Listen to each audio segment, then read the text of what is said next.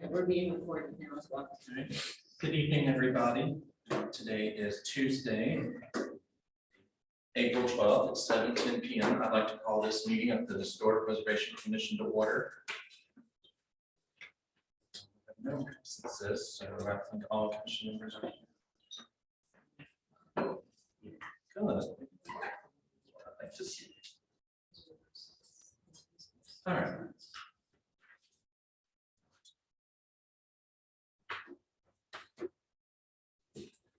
So I'm going to go ahead and move on to number 2, which is the approval of the minutes for March 8th. Did every commission member get a chance to look over them? Let's do a roll call first. Okay. Yeah. That's fine. So I'll just do a roll call, make sure everybody's present. Chair Ulyss, Here. Vice Chair Pennington, Here. Josh Atkins, Here. Lori Bryan, here, Wendy Dice, here, Christina Meinking, here, and Russ Mansfield. Here. So, I guess since this meeting is being held both hybrid and in person, if you are on the Zoom, just use the raise your hand feature, and Jamie will let you know if you would like to speak, and I will acknowledge you. There's any technical issues, My number is dial 336-380-7064. so if any of y'all watching online have any technical issues, feel free to reach out to Jamie. Okay, so this is being recorded, so we're on our best behavior today. All right, so moving on, I guess number 2, approval of the minutes for March 8th. Did all commission members get a chance to look over? Do we have any changes? I'm good with them. Okay, so I need a motion to approve the minutes. Okay. Do I have a second? Second. All in favor? Jim, can you do a roll call? Sure. Chair Ulyss, Yes. Vice Chair Pennington, Yes. Josh Atkins, Yes. Lori Bryan, Yes. Wendy Dice, Yes. Christina Meinking, Yes. and Russ Mansfield. Yes. Okay, thank you. So since we have a lot of applications tonight, so one thing I'm going to do, I have decided to move item number 7, Ms. Jean Honeycutt, and move her up first, as hers is a little more needed time. So Ms. Honeycutt, I'm moving you up to the very first application. For that time, and I will get to everybody else, I promise. So our first applicant is Ms. Jean Honeycutt for a construction of a new home. Before we get started, I see that there's a Sarah Vincent on as an attendee, and it looks like she has her hand raised, so I just want to make sure we. Yeah. So it's okay if I allow her to. Yeah. Hi, Sarah.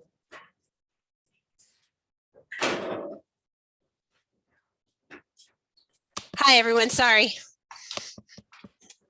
Sarah, are you able to hear us okay? Yes, thank you. We are not hearing you at all. Oh, okay. Can you hear me now? Can you hear me now?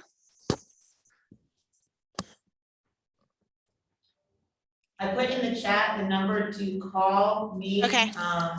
And I can certainly pass your message along or your question. There's also the number to call in if you'd like to try to participate that way as well. And I'll put that number in the chat too.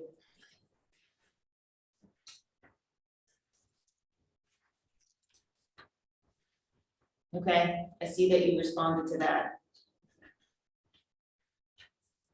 Do you have if you're able to put in the chat, do you have a question regarding something that's on the agenda? Because we're gonna start with the items.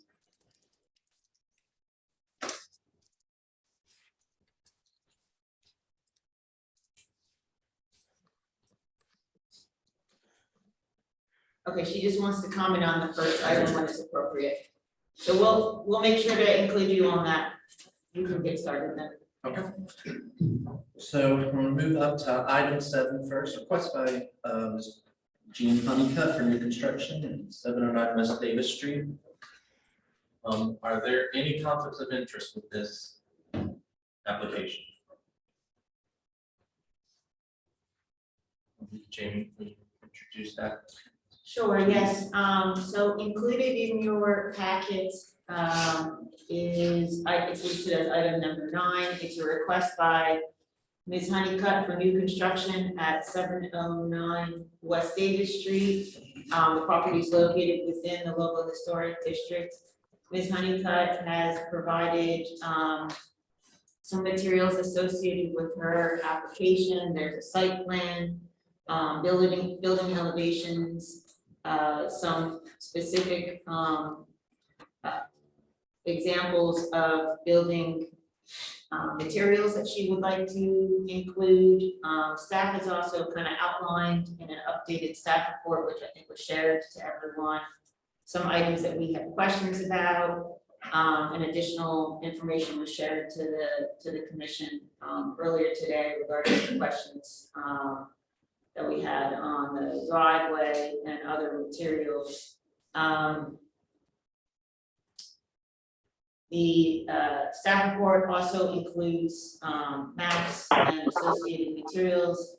Ms. Honeycutt is here and she's welcome. Why don't you come to the table, Ms. Honeycutt?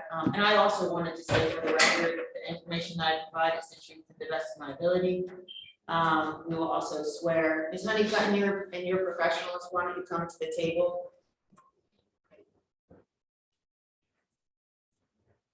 This is George Randall Hardy. He's my contractor.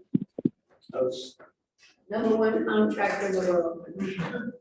Judy, why don't you introduce yourself and also I'll ask you if the information that you provided is the truth to the best of your ability. My name is Jean Honeycutt. I live at 810 West Davis Street. I've lived in this historic district for 45 years. And yes, everything will be The truth to your the ability. truth to the best of my ability. Okay, and It's my sister. yes, You did. and George, I'm George Hardy, general contractor, and have done work with G&E for 20-some years on their house and other projects, and just a friendly customer. So okay, and we're also anticipating the architect to join on the call as well. I don't see him on yet, but possible, it sounds like he might miss it since we have. oh, okay. All right. All right. Ms. Honeycutt, would you like to? So Ms. Honeycutt, the HPC has your application and all of the materials that were submitted to me through the staff. Would you like to describe what you're looking to do on the property so the HPC has an idea of your proposal and you know your vision for the project? And then feel free to, I've got your materials up here so I can scroll through and get to. This is your chance to address the commission and kind of go through what you're looking to get approval for. I want to fit into the historic district like my house does now. It fits with the historic district. The things that we're using, all the building materials fit the way we can fix them. This man is an artist in wood. So we will do some little fancy, pretty columns, special columns. I have a sunroom that he just finished. Anybody's welcome to come see it. It will be It will fit, it will be beautiful. Here's your site diagram, starting with sort of the footprint of what you're proposing here, so why don't you walk through the projects? George, if you want to assist, that's certainly, welcome, and then I can go to any of the other slides to kind of depict what you're proposing here. Okay. Well, I mentioned it, if anybody's been there a lot, it's real steep in front. The right side is the higher side, left side is the lower side, like, the front is the big issue, trying to get a driveway up to the front. I mean, to the rear entry garage, you can't do a side entry garage, but the width of the lot's kind of narrow.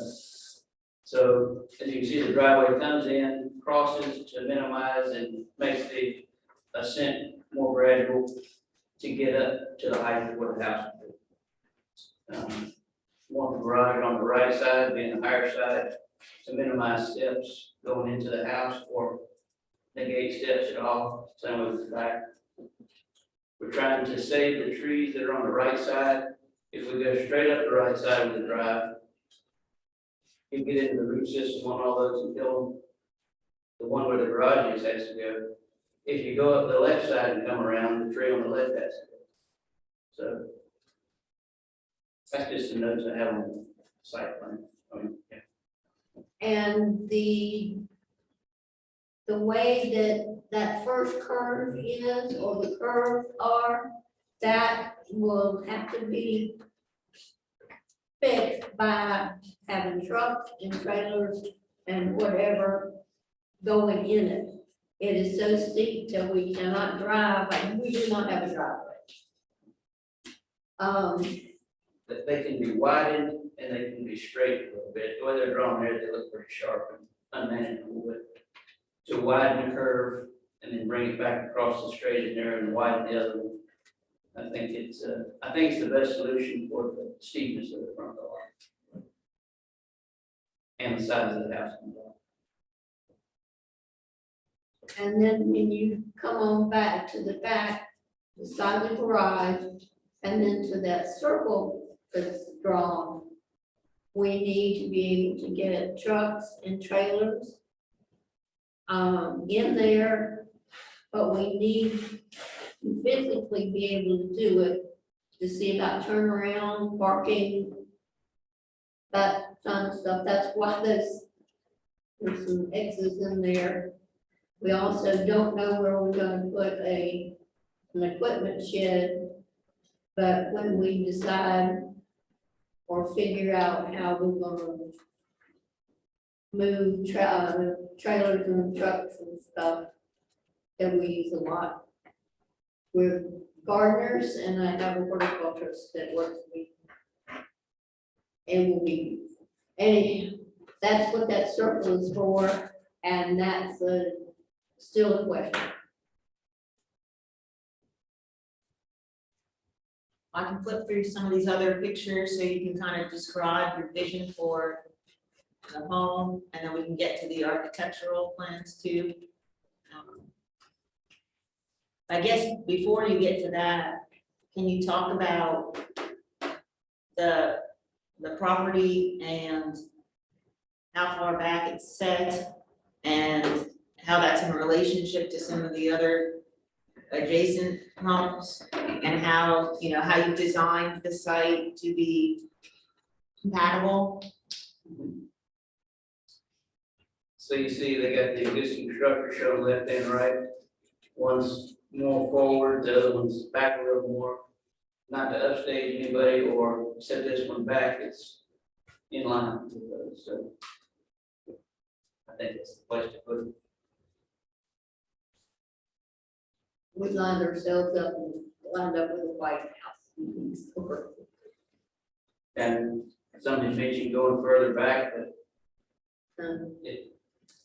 it would set it back and make it look odd with the other houses. Adjacent to us. The Peel, the house on the corner has a driveway off of Peel Street, correct?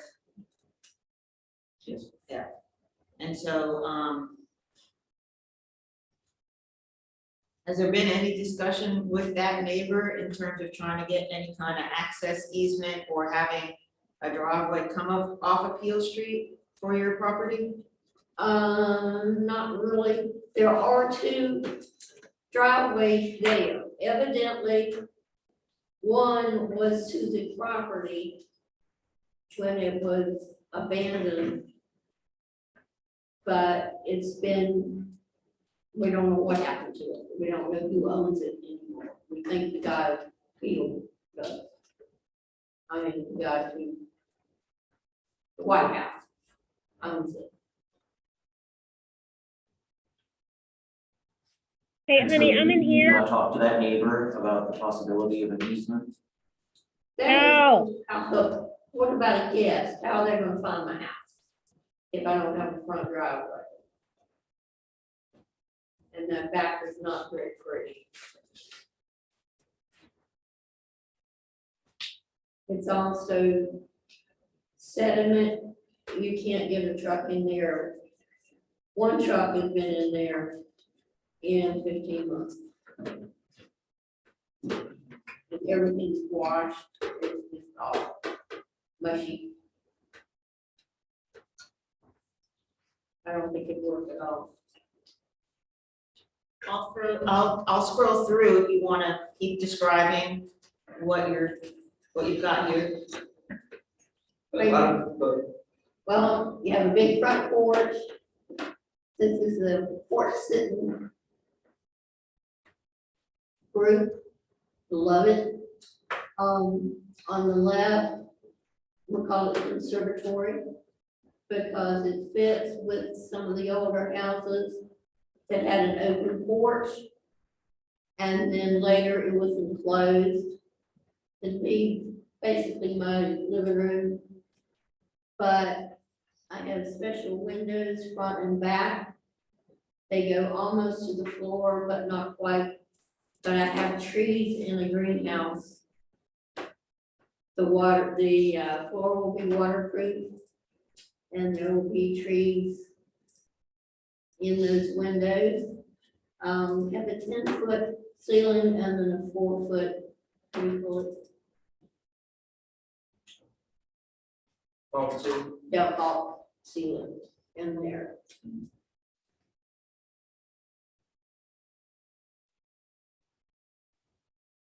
That's the upstairs. This is the That's up second there. floor. Yeah, there's a railing all around the foyer area looking down. Steps go up, you can look down from both sides. There's windows bringing light in from the front all the way to the back for dormers. And back on the first floor, there's a barrel vault on the porch, on that seating area. It should just be real bright from all the light coming in from upstairs through to downstairs. Covered deck on the back.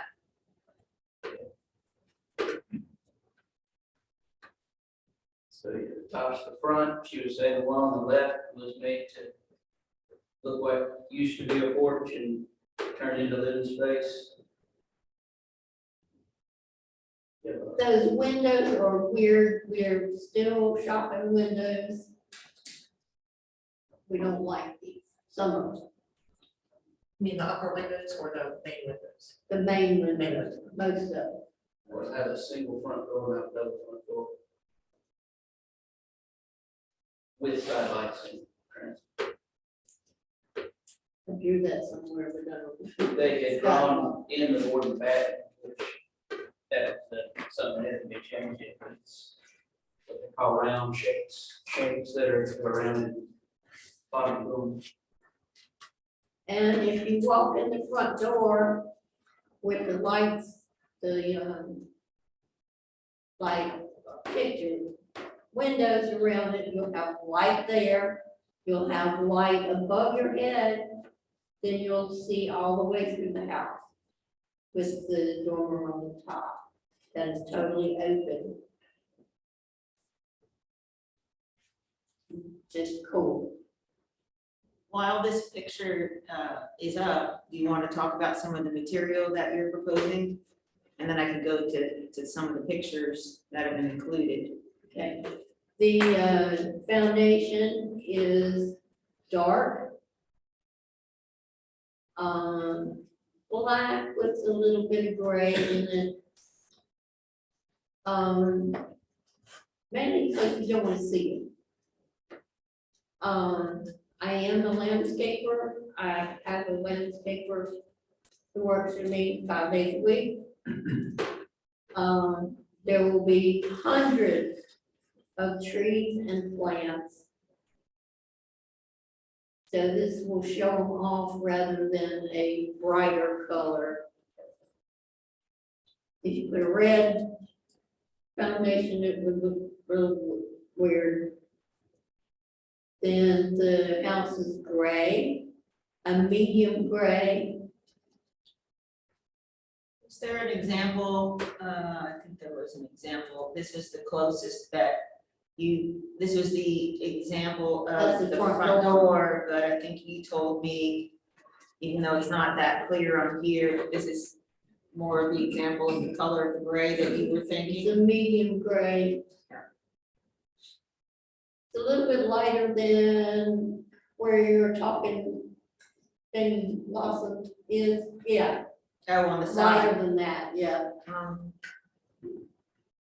And white trim on the windows and the doors. Right way. And this is the, The half rounds In the gables. and the gables. and this is not the color that's, the Yeah, HPC they will- can't regulate color as you know, but this is not the color that you're proposing, you want this to be teal. There will be teal, but a custom teal. Right now, there are no samples of the color I want. It will be mixed on site. We will try these. If we don't like it, we'll keep going. It will be a very nice, soft teal, but bright enough to be seen from the street because we're gonna be covered up with trees. But nothing, wow. I promise.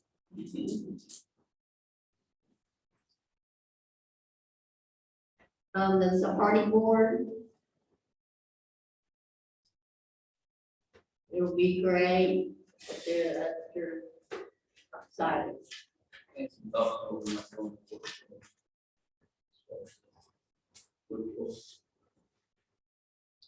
Doesn't it have to be, I'm sorry, I couldn't hear you. does the floor have to be special? Was there, I can't remember from the. Well, I don't know that you've described the floor in your application. I and the didn't, materials because yet. I don't think it's in the design review manual. Well, there was something about the slope. Yeah. That it should slope out. Mhm. I said, no, I want a swimming pool on my front door, you know? So this picture is to depict the hardy board. The hard Side, board, yeah. side. And then I'm just gonna keep scrolling through your pictures of what you submitted. This is Mr. Hardy's, Yeah, that's just an example of the round front porch columns on the large front porch itself. And, yeah. That's it. he can make them very special. And then this is the example of glazed brick. I don't think it has to be glazed. I don't like that picture. That picture's not, So are it will be shown. this is the picture that you provided as an example, so that's what we have as an exhibit, but. Yeah, that's all we got. So I have a question, is the brick painted No, or is it No. gray brick? It's just a gray brick. Gray brick, Of the dark one. She was looking for black, possibly gray, but just something dark that makes her Sort landscape of stand black out. gray. Sort of like the roof. That's architectural roof. So you get a different kind of black a dark and a gray and a light. So basically the same thing. So that's your example of the shingles. They're everywhere all over town. And that's just an example of the water table you see breaking up gable sometimes, but it's not that color standing seam metal, but it's, like you said, you want to black or charcoal gray.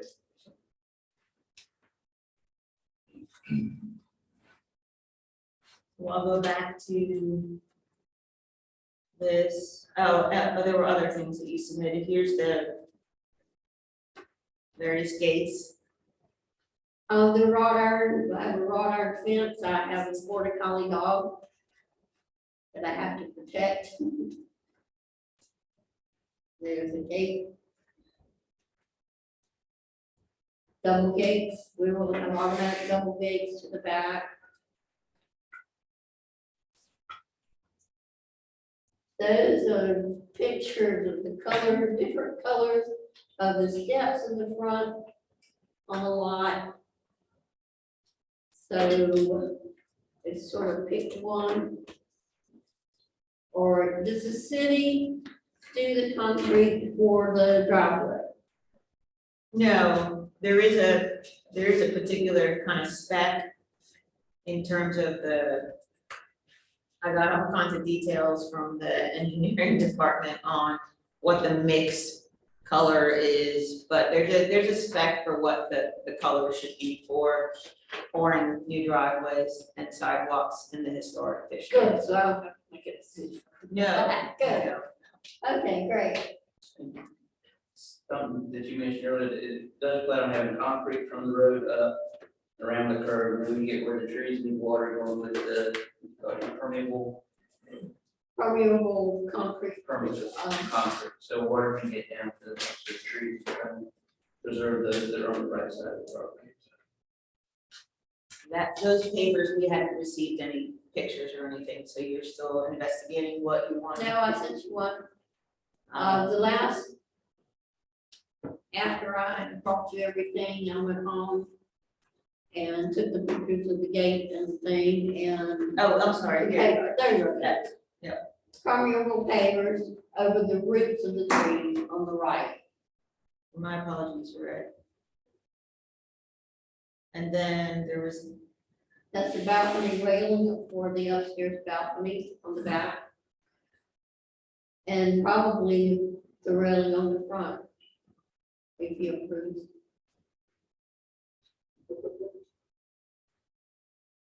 On the front porch. and those are iron? Yes.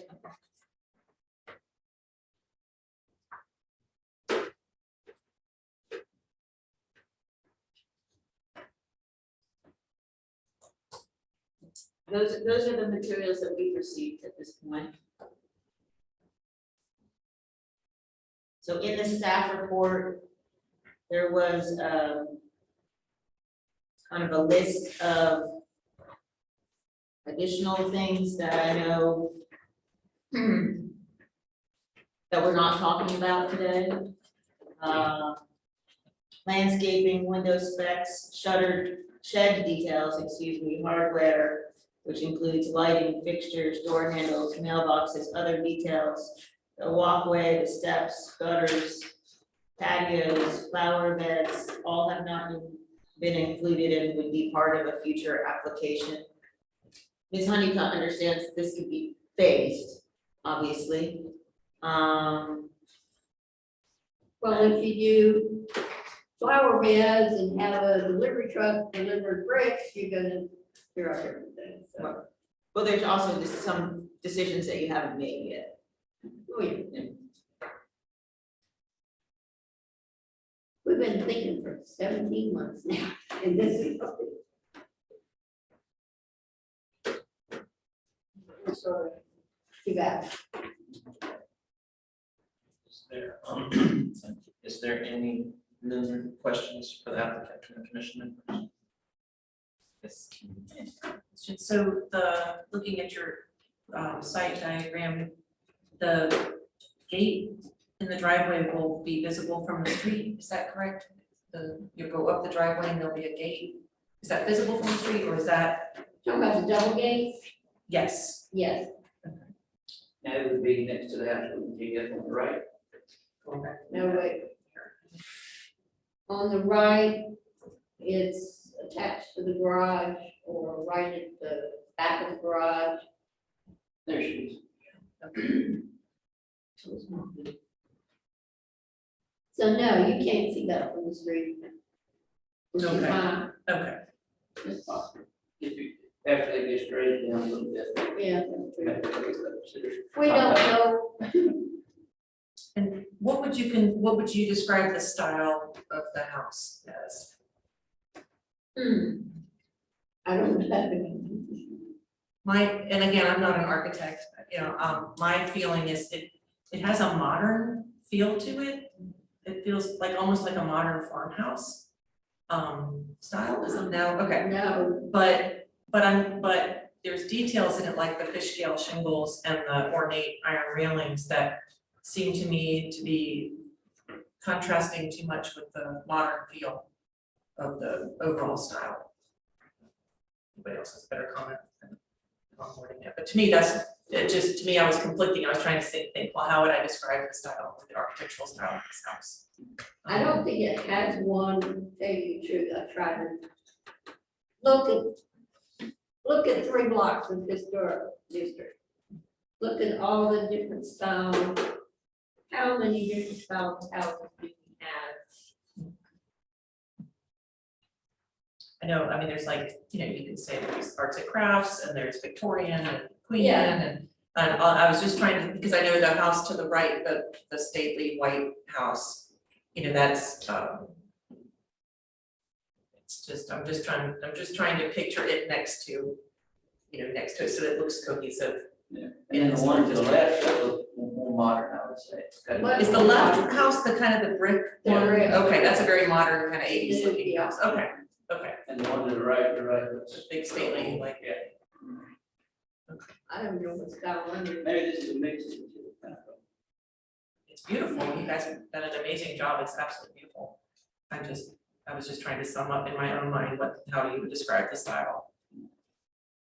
So to follow up on that a little bit, I was wondering if there are particular styles or homes on Davis or nearby that you've spent so much time looking and thinking about that you think the new build complements, right? So how do you see it integrating or fitting into the various, and there are diverse, right, various styles of the district, but how do you see this as? It's a lot like my house at 810 West Davis, except mine is brick.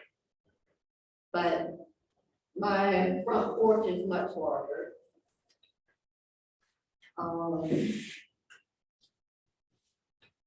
don't have the dormer. But I do have the sunroom. And columns and the windows will eventually be almost the same. The front door will be the same as my house now. Not that picture. I don't know what happened to the, that was in the purple. Do you want me to go to a different picture, I'm sorry? No, just the door, Oh, the front door.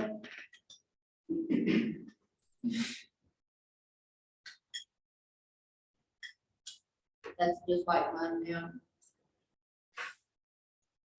Except I want one more little bit more glass so my dog can see he's gonna bite. The barn. Oh, I had some design questions as well, and I'm sorry that the architect is not here. So I agree with Amy that it seems like a modern building and standing next to that, the house that's at the end of the block at the corner of Teal Street there.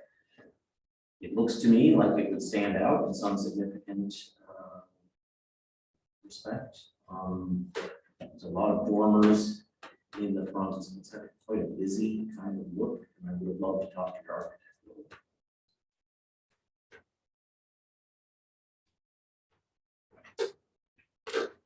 which ones do you think are busy?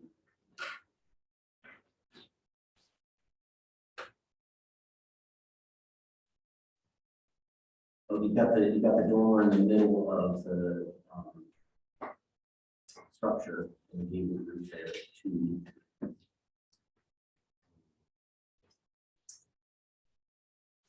other gable roofs there, so there's a lot of, like, yeah. It's hard to think of other houses in the district that have the same look to them. Well, do they have to have the same amount of looks? Look at what else they have, let's do something different. Beneath, but cool. And that top dormer does have a purpose. That's where it lights the whole downstairs.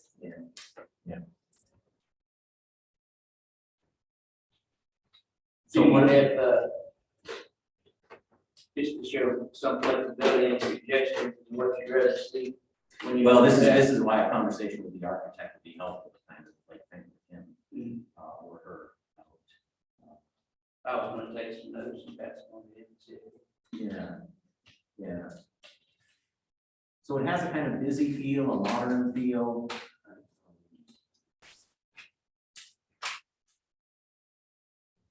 Just on paper, it has a kind of suburban sort of look to it.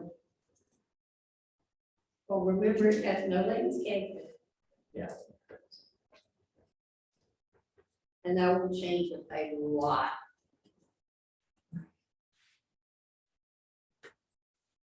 Yeah, a lot of what you don't see is in his drawing, because we have settled on how to do it yet, but there'll be a lot of mold and different things added around the windows that give it more of a historic look to it. The columns shown there are square, these Yeah. will be round like you see usually. So it seems like you mentioned a couple of places where things are different or will be now or will be. So it seems like we're not looking at a set of final plans. Is that right? Yeah. Yeah.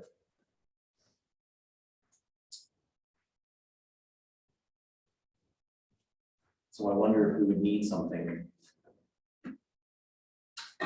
on or specific things. Approved, you know.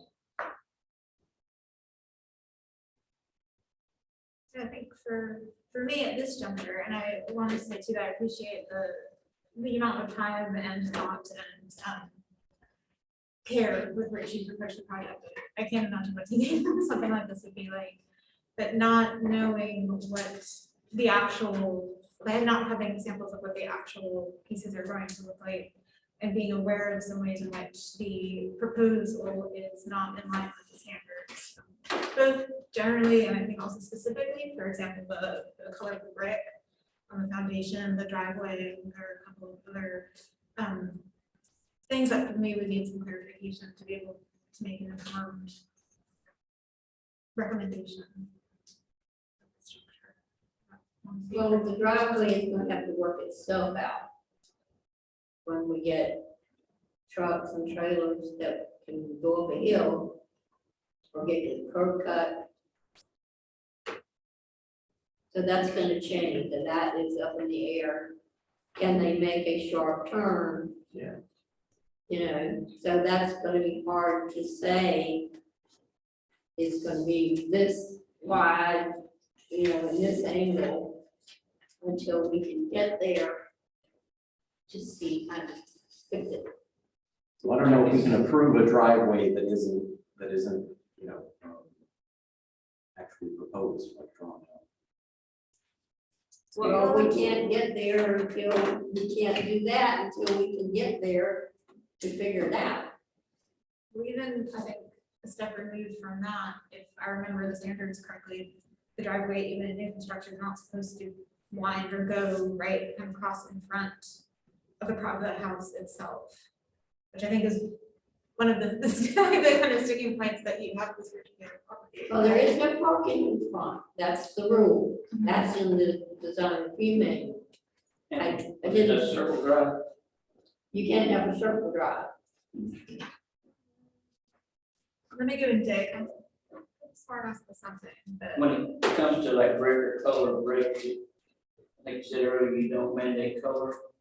So as long as you're not painting a brick, is that something you vote on or approve or disapprove now, or is it something?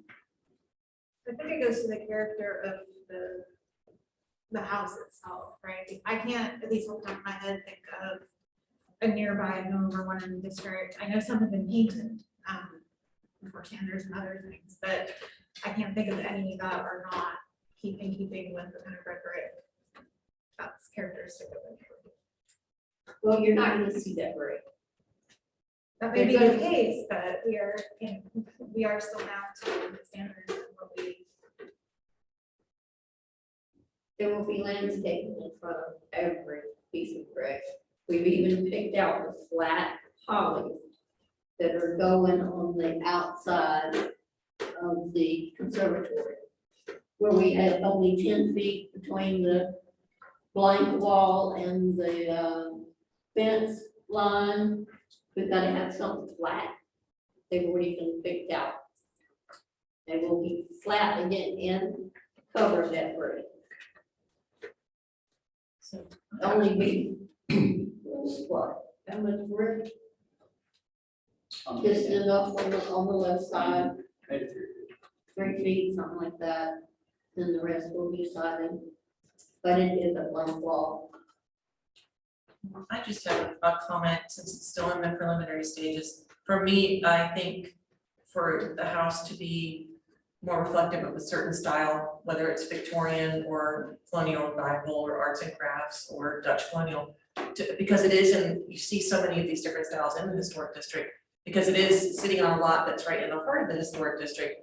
I feel like for people, visiting, walking through, it's going to, confuse. That if it were one style, like I said, it has elements of Victorian, it has elements of more modern architecture. If it could be one style, I think that would make it blend in better. Well, what about the brick house that's next to it? I- What style is it? I don't know, I wasn't on the commission when that was approved, but it looks odd to me, it confuses me, and I just spend a lot of time walking, and I enjoy architecture, which is why I enjoy walking in the neighborhood,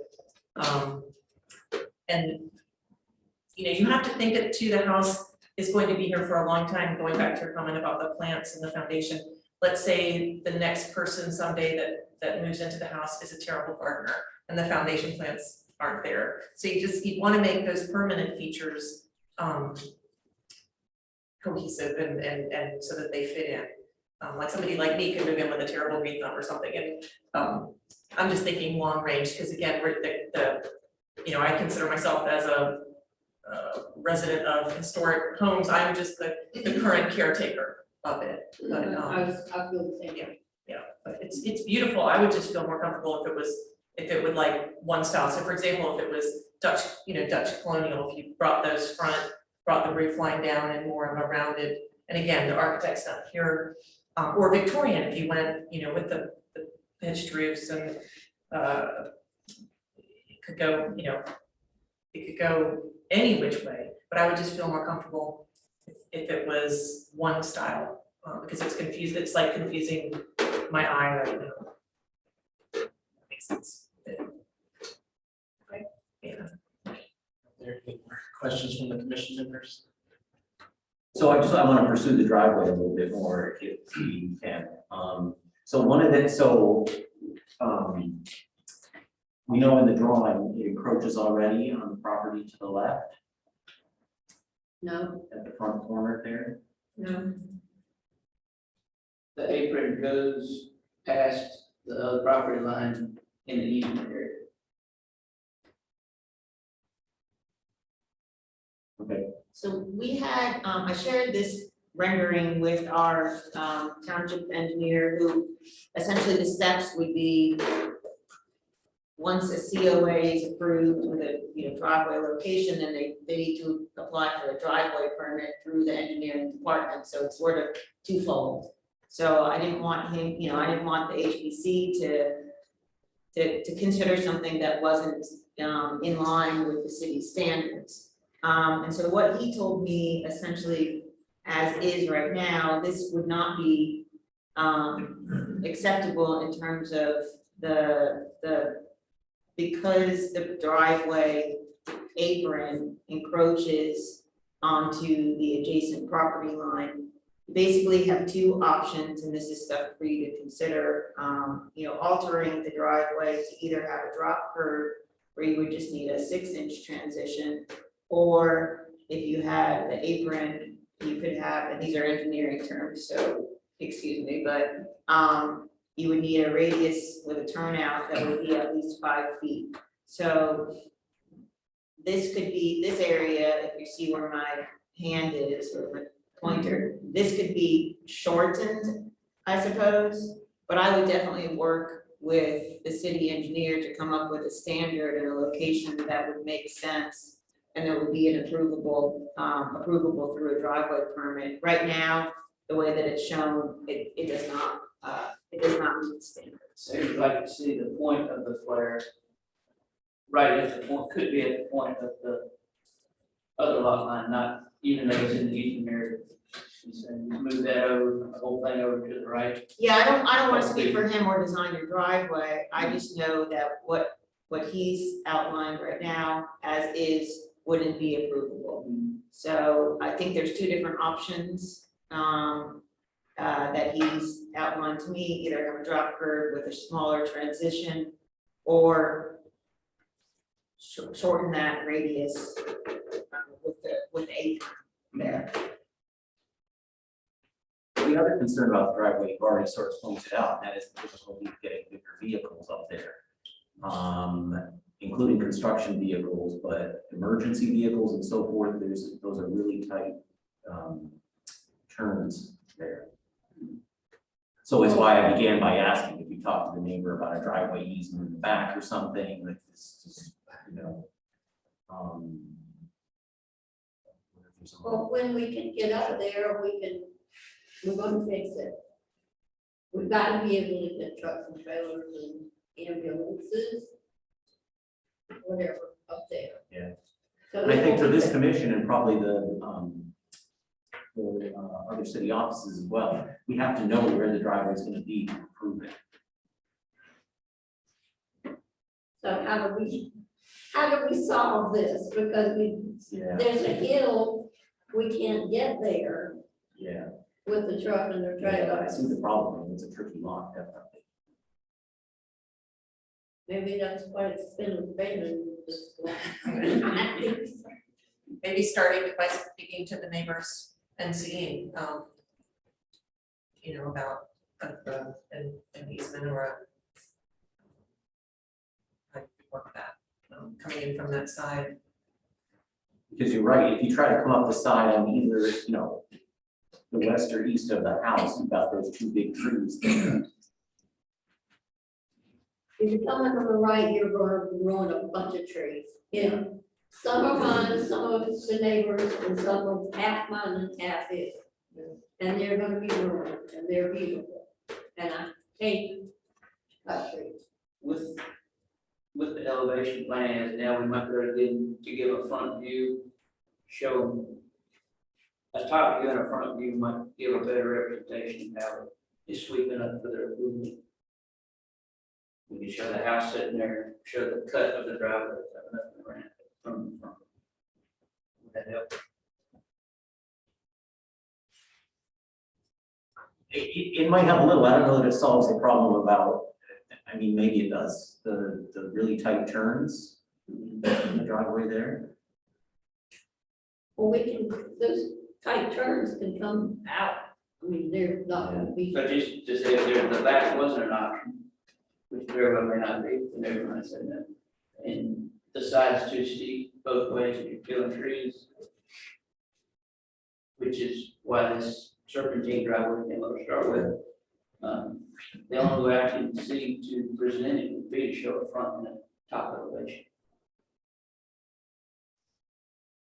If you oriented the building, and again, I'm not trying to have you redesign totally, but if you oriented the building more north-south and took more advantage of the deeper aspect of the lot rather than the width, would you then be able, either set it back further or had, you know, the garage kind of tucked into the back of the property, the back of the building, and then you could have it more,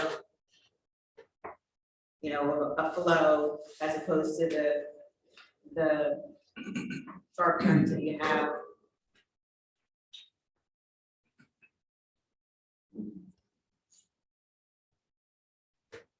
I think we can do what you're saying, leaving it like it is, and just starting the curve lower, grading down the hill more, and doing the flow that you're talking about.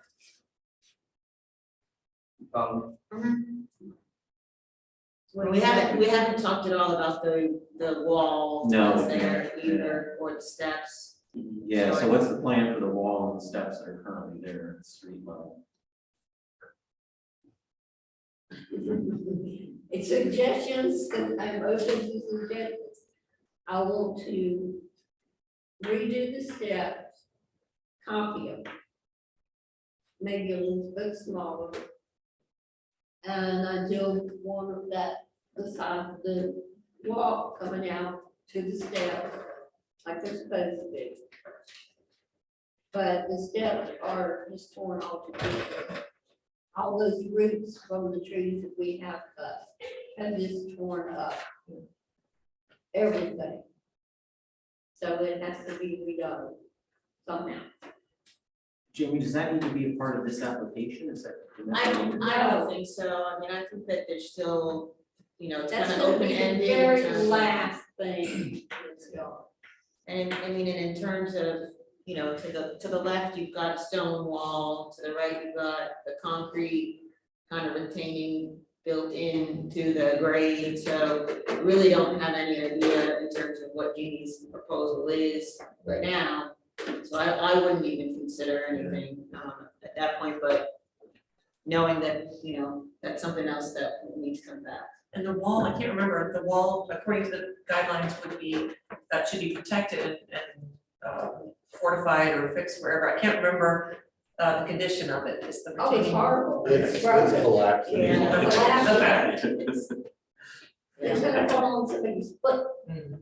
Well, Yeah, I know the sidewalk's rough, and I know there's sweet gums, because I always trip on the sweet gum balls, but mine are gone. Now, if I can talk to neighbor to get rid of one more, I would be very happy. Jamie, I wonder if we want to hear from Mrs. Vincent. Yeah, I was gonna say, if there aren't any additional comments, let's see if we can open up to the public and start with the people on the patiently waiting on the call, so, Ms. Vincent, I'm gonna try to unmute you again.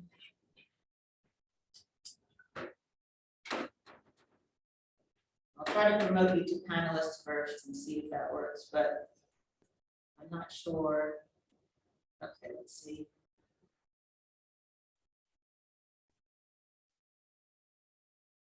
Okay.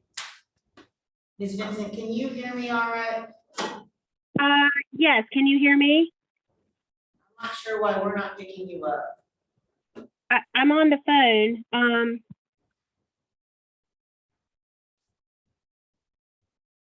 Can you hear me?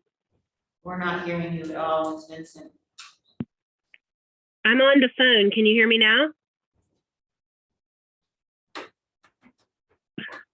What I would suggest is, I'm gonna try to see if it's working with the next call, with the next participant, and Ms. Vincent, if you can try calling in, see if that will work. Worst comes to worst, I'll try to get her on the phone. Okay. And you have my cell phone number in the chat, 336-380-7064. Somebody saying that they can hear her, so I wonder if there's something. Yeah, I wonder if they're going. we have microphone volume.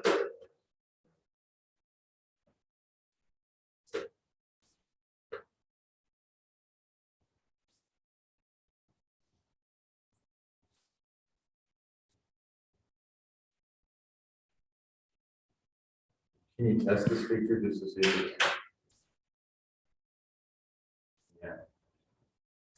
Used what they told me to use. Which you can see. We tested this, okay. Can you hear me now? Hey. Ms. Vincent, can you hear me? Yes, that was a yes. Yeah, Yes. we can hear you fine. Yay. Okay. All right. Sorry. Yeah, Ian said he could hear me, but I wasn't sure if it was me or you. I just wanted to chime in quickly. I'm Sarah Vincent, and my family and I live across the street from this property, and we're excited, obviously to see development there and gain a new neighbor. Although, she's just moving closer, not really a totally new neighbor. I did also want to share some concerns that echoed some of the things that have already been stated. And the primary concern really is the disconnect between the scale of the house, the size of the house, and the types of architectural styles that have been incorporated. Generally, if you look around our neighborhood, the larger homes, the more stately homes, have adopted, possibly either a Victorian, neoclassical, maybe a American Foursquare, or, even in the case of Mr. Gantt's house, a Tudor. Those were the styles of, the rich and famous of the day. And whereas, our home across the street is a craftsman style, and it's more modest. I mean, it's still, it's still a very nice home, but it was a little bit more down to earth, smaller scale, and incorporates, a more humble cottage bungalow appearance. And my concern is that, this seems like it's taken a large house and applied a smaller house style to it. And really not even just one style, incorporating craftsman elements, with the shed dormers, but then also a little bit of Victorian with the fish scale shingles in a brighter color, the round columns, that's a little more Victorian. And then just the large size of it. It feels more to me like I would be looking at a house that I might see in a newer development where they've incorporated historical elements or historical style, but not actually an entire whole that represents a historic style of home. And that concerns me because, as a person who's invested in this neighborhood for the long haul, and continually laying out quite a bit of money, to maintain our historic home and to stay in our historic home. I could make my life a whole lot easier living in a neighborhood that had new construction with, a historic feel, but I chose to actually live in a neighborhood that has actual historic homes. And it's hard for me to look at this and say, I'm going to be looking directly at a home that is not historic in a neighborhood that, it costs a lot of time and effort to live here because I want to see historic homes, including the one across the street. And this just doesn't go along with that enough to me to be, something that I feel fits the standards. The other thing I have a concern about, with relating to the driveway is the alignment of that driveway with our driveway, which is directly across the street. We already saw an entire day last year that was kind of a surprise where trees were removed from the property across the street. We were told that the trees were going to be removed, but we didn't realize when that would happen or that the entire street would be blocked, including our driveway, for the entire day. And it was actually a day before we were getting ready to go out of town. So it was really, really challenging. We even had house guests who had to walk into our house from down the street, because again, on a Saturday, we were not able to get in and out of our driveway. So, I'm concerned about the alignment of that driveway across the street from us. Obviously there'll be a lot of construction traffic. And I just wonder if that might be part of the decision-making of where exactly that entrance is going to be. And frankly, if there's a large truck, I can picture it having to back into our driveway before being able to pull into that driveway. So I just want to make sure, whatever the decision is made about the design, that we keep in mind that other people have to be able to, to get in and out, and long-term, that we might not want the driveways directly aligned back to back if that's how they, if that's how it looks right now. So, again, I feel, that this could easily be a win for the neighborhood. I'm excited about new construction. I think it can be done beautifully. And I think there are a lot of great examples, even in our neighborhood, the new construction on Willowbrook, was done, you know, in a sort of a French provincial style, and the scale, the details, the materials, all of that was appropriate. I would absolutely say that sort of new construction is very much welcome, but I'm just concerned that this feels more like something that, you know, is built in a style of a historic house, but not actually, you know, aligned with other historic houses in the neighborhood. So just wanted to share that, but thank you for giving me the chance to comment. Okay, it's all right, when you move to, Ian? Yes. All right. Hi, Ian, can you hear us okay? I can, thanks so much. Yeah, so I'll echo some of Sarah's comments as I'm a neighbor directly across the street. One, thank you to the property owner. We really appreciate you wanting to invest in this lot that has been vacant for so very long. I think they have a right to have a driveway on the front of the property. I think that's entirely fitting to the rest of the street. What we've seen, like everybody else generally has, when the houses were constructed, had those front driveways. I do want to just bring up with the front steps, when those are recreated, I have an ADA concern as far as our sidewalks are already pretty narrow and those front steps do protrude. So when those are recast, it'd be great if they were in line with the general line of the wall. We see lots of folks with strollers and walking dogs, and anything that narrows those sidewalks is a challenge. And then I want to echo the concern about the style of the house. One, I think they've picked out some great materials. I'm not as concerned about the busyness of it. My house across the street originally had lights in the gables, kind of like the decorative windows that they're proposing. So I think that's acceptable. I would like to see them bring it into kind of one or two general styles. We see a lot of houses merge some styles, as nothing is pure, it's all transitional. But to really be intentional, work with that architect and have them pin down exactly what they're going for here. I did have a concern about the roof line on the porch, the front porch. A lot of the houses, if you look at the Abernathy's house, has its original roof pitch. And it was much lower pitch where you almost couldn't see the roof material on the porch from the front sidewalk. And later, a lot of roofs were modified out of the original tin or metal to a higher roof pitch. And so those are not original. And so I'd encourage using a lower roof pitch on that front porch. But again, if the architect determines that it's part of an appropriate historic style, then I would encourage that. And then my last big thing is the trees. So I appreciate their desire to kind of weave the house in among the trees. We all live in the historic district because we love the character of it, and the tree canopy is a huge piece of that.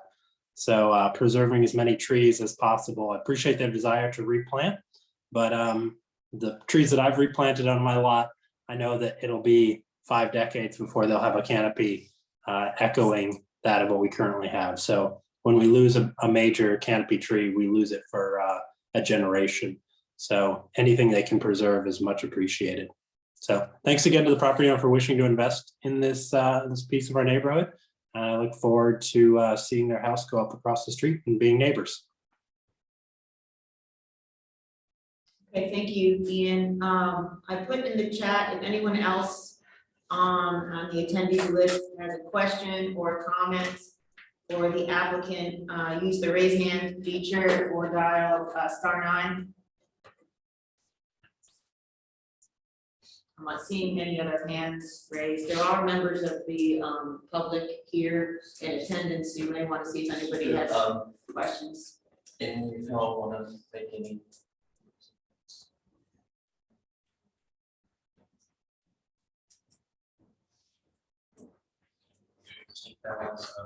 Comments are good. I guess go ahead and close public comments. Or Yeah, I mean, I guess what I'm hearing is there's still, and I don't want to speak for the commission or the applicant, but it sounds like there's some items, a number of items that the commission has asked for more information about, and also items that the applicant has kind of indicated this isn't their final design. that this isn't, you know, set in stone, that you may want to, you know, seriously consider speaking with the applicant, with the architects regarding the concerns and the comments that have been raised. And so what I would ask of the applicant is, you know, I don't think the commission is, I'm not seeing anybody interrupting, but I don't think the commission is ready to act on your item tonight with the number of things that are outstanding. Would you like the matter to be carried to a future date so that there isn't renoticing that's gonna be required? You know, the commission meets on a monthly basis.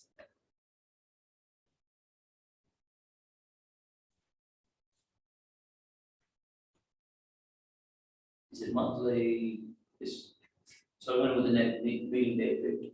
The second Tuesday of May. That would be May 10th. At 7 p.m. And that way you could have your architect available to answer questions and maybe finalize some of the materials and consider, you know, some alterations to address the concerns. What is the number one thing that you would like to change? So I'm hearing like two issues at that level. So one is the design itself. And the people expressed a desire to see a house that conforms to a specific kind of historic style. And the second is the driveway. I'm not quite sure how to advise you about that. Because it's a really tricky lot. I think the commission will need to know where the driveway is going to go in order to approve something. And there are concerns about the turning radius of the driveway where it is right now and getting larger vehicles. And I think what we in the city should be primarily concerned about is emergency vehicles here. But some people on the call are also raising the question about construction vehicles.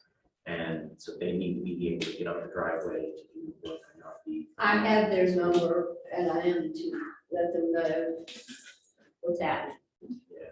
So those are the two major ones. I'd say we could probably enumerate a set of things that come up as well. The brick is one. What color would you suggest?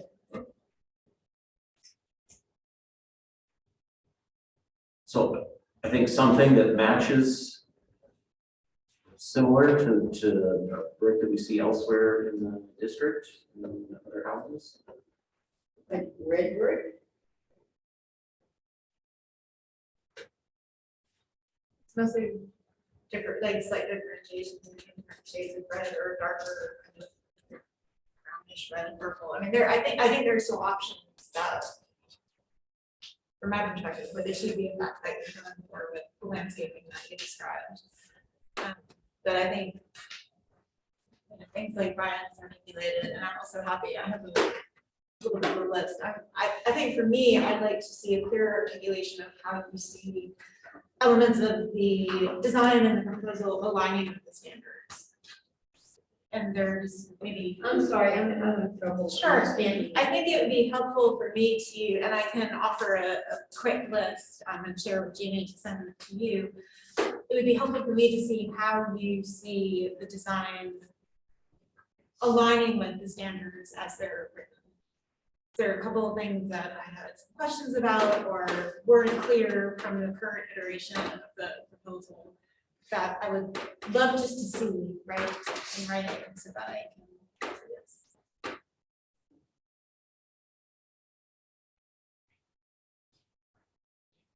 I think, I don't know if you heard her correctly or heard her well, I think what she's, I'll just try to Yeah. speak up. Yeah, I can't I understand think what what Christina is asking for is ways for you to articulate how your design, whether it's gonna be this one or some other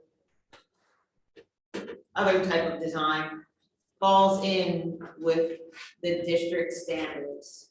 So in your words, there needs to be some connection between the proposal and the design standards. And so I think that what she's thinking is that's missing right now. It might be helpful for your architect or someone who has helped you to design this home to take a look at what you have here or some other design and say, okay, this is the design standards, this is the section that we were looking at when we came up with this design, tying it to the local historic design standards, because that's what this commission is tasked with reviewing your item against.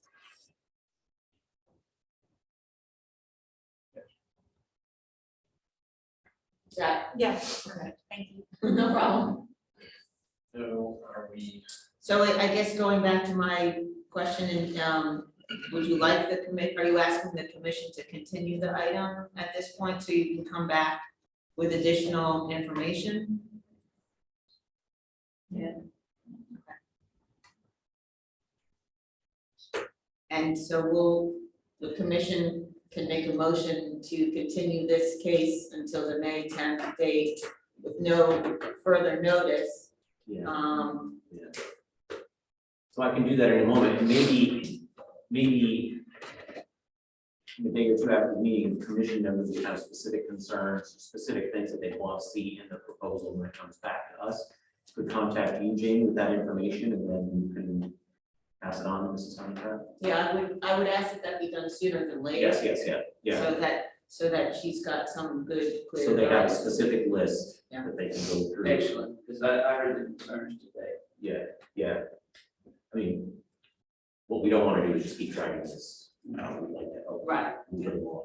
Moving So I think we can try to be specific with Jane, you can try to be specific with you. It's been 15 months. Yeah. So far. Yeah. We're aware. And we should say, like, it's important, like, new construction projects set precedent for others. And so, yeah, I think we all feel responsible for making sure that we would do our due diligence, because these structures are going to be here for a long time. There are others who are trying to put in new structures after you, and what we do here will, establish standards for that as well. And I would just like to say, putting this item on our already other items and how long it's already taken to discuss it, maybe it needs to be a separate, just by ourselves. Here's our stuff, and here's everything we need to talk about with it, because all these other people are still waiting, and it's a trend. Yeah, that's certainly up to the commission in terms of when we get your items, if a special meeting is appropriate. I think that's a great suggestion, Lori. I mean, I don't want to come in another time and sit in 2 hours, we need, going through it, just so that we're all comfortable and understand what we're doing we here. have a clear plate, that it's just, that's the one. Yeah, that's our only focus. I mean, And we've never had this many applications in one month. So this is, and I'm fine with that, so we can, with that, me like to make a motion. Or do we just want to make a motion to hold off on it and then we get. I would say, Jeannie probably needs some time to get your list together and then talk to her professionals. I would still suggest just carrying it so we don't have to renotice. But then if for some reason you're able to get everything together between now and then, once we get your materials and we feel that, we've got a complete picture, then we can set something up and have a special meeting just for your case. So, Jay, does that require notice to go out to the neighbors? A special meeting, we Yeah. definitely would, absolutely, yeah. Yeah, because they wouldn't be informed of it otherwise, yeah. so we can carry this to an unspecified future meeting. No, I would either carry it right now to the next regular meeting, that would give her a month to prepare. And in the meantime, if we get something, Yeah, then we can call a special meeting. then we can call for a special meeting and then advertise and send out letters and everything, as we do normally. So I move that we carry decision on this application for the May meeting. Second. Okay, Will you do yeah, let me do a roll call. Chair Ulis, Yes. Vice Chair Pennington. Yes. Lori Ryan, Yes. Wendy Dice, Yes. Christina Lyman. Yeah. Josh Atkins. Yes. Russ Vandermeer. Yes. Okay. Any questions, guys? Okay, all right, thank you so much for your time. Thank you.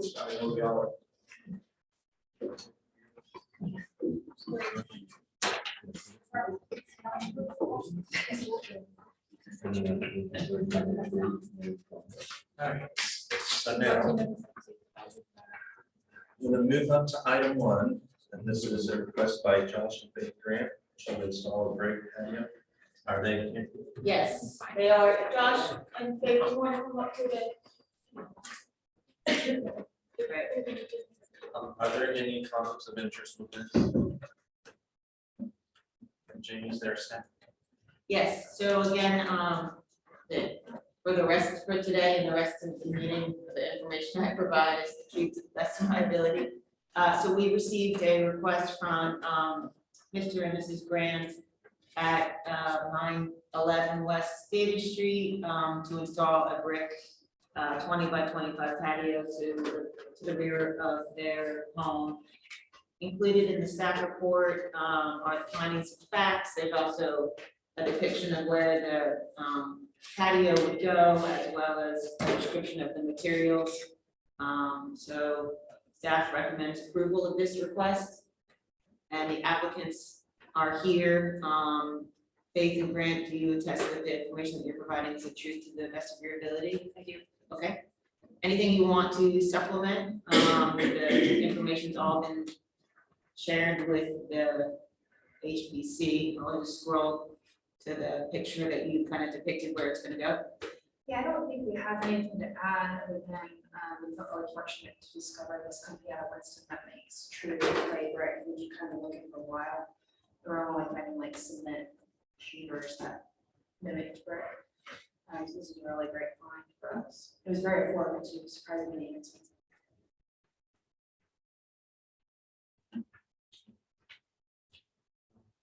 If y'all have anything else you want to have before I ask the commission members?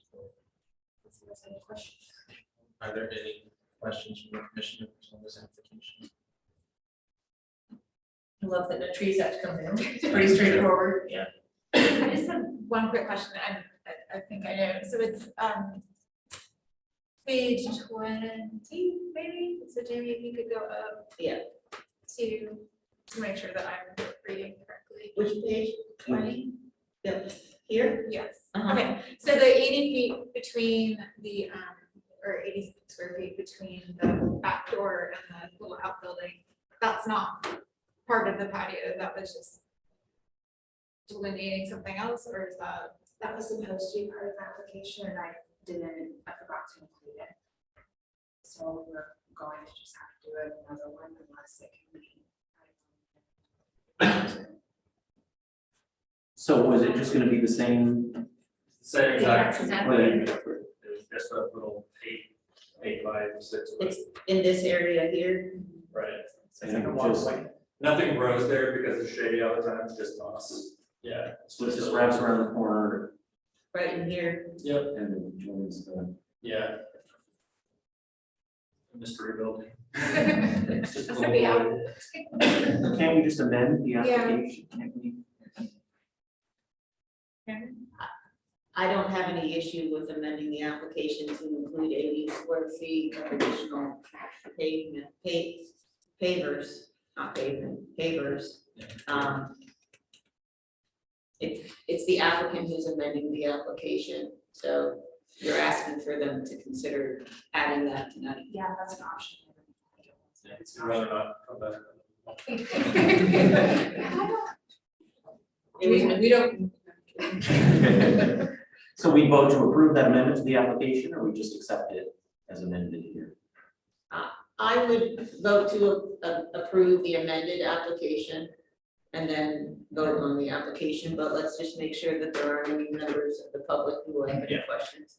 And, so if there's any members of the public on the call, in the attendees list, if you have any questions or have any, comments, please use the raise hand feature or dial, *9. I'm not seeing any hands raised. Any members of the public who are in the audience have any questions on this application? Yes, we're so patient. There's still snacks out there.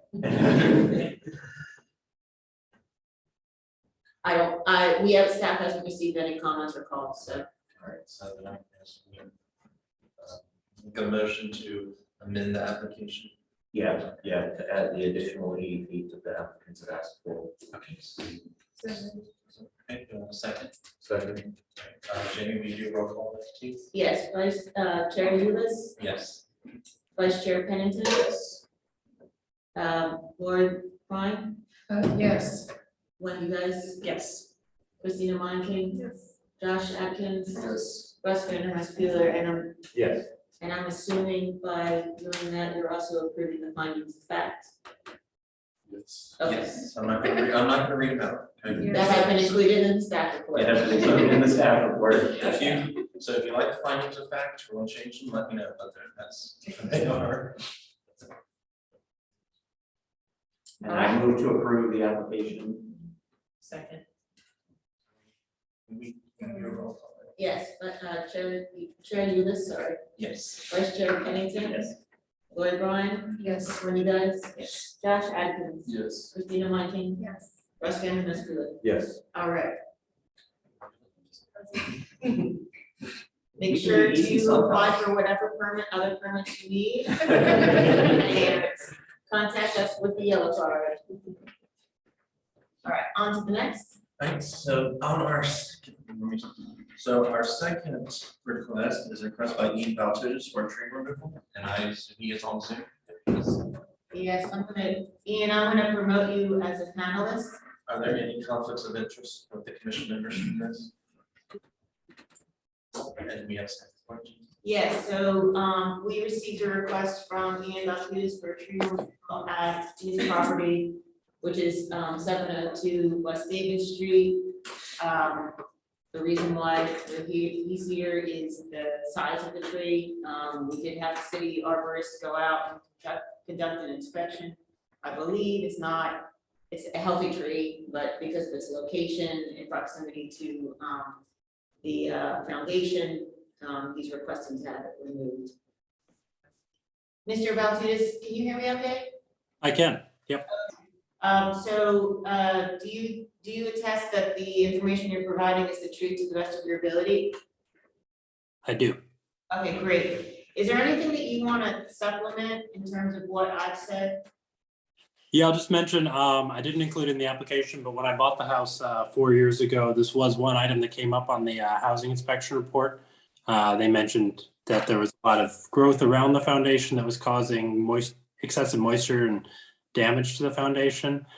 This tree is very close to the foundation. There's a crack back there, not necessarily that we can directly attribute to this tree, but with the structurally compromised foundation back there, we don't want any other kind of things contributing to foundation degradation. This is one of many, many, many trees on the lot, and I don't consider it a significant contributor to the tree canopy at the lot. It was likely a volunteer tree that nobody ever kind of pruned back at any point in the history. It was not intentionally planted there as far as we can tell. So we're gonna have an arborist out there doing some tree work, doing some cutting dead limbs off of some of the big trees to help preserve their health.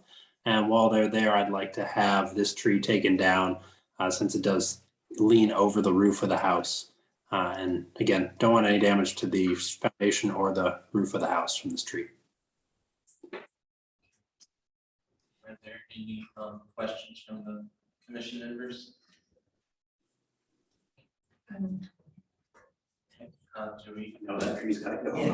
Did you have any calls or? No, we have not received any calls or emails on this. Are there any members of the Zoom attendees that have any questions or comments, please use the raise hand feature. Not seeing any raised hands. Are there any comments from? And in this case, I wouldn't think we're asking him to replace with another tree. Yeah.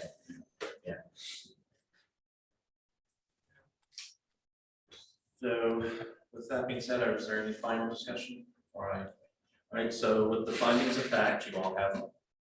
Are these? Okay. Would you, anything need to be added, or are we good to make a motion to approve the findings of fact? So I need a motion for the approval of the findings of fact. So moved. Okay, do I have a second? All right, Jamie, will you do a roll call, please? Sure, Chair Lewis, Yes. Vice Chair Pennington. Yes. Lori Bryan, Yes. Wendy Guys. Yes. Roger Atkins. Yes. Christina Monken. Yes. Russ Benjamin. Yes. Okay. There's no more comments, so moving on to approve the application. Is there a motion? I move to approve. Okay, second. Second. Jamie, will you do a roll call, please? Yes, Chair Lewis, Yes. Vice Chair Pennington. Yes.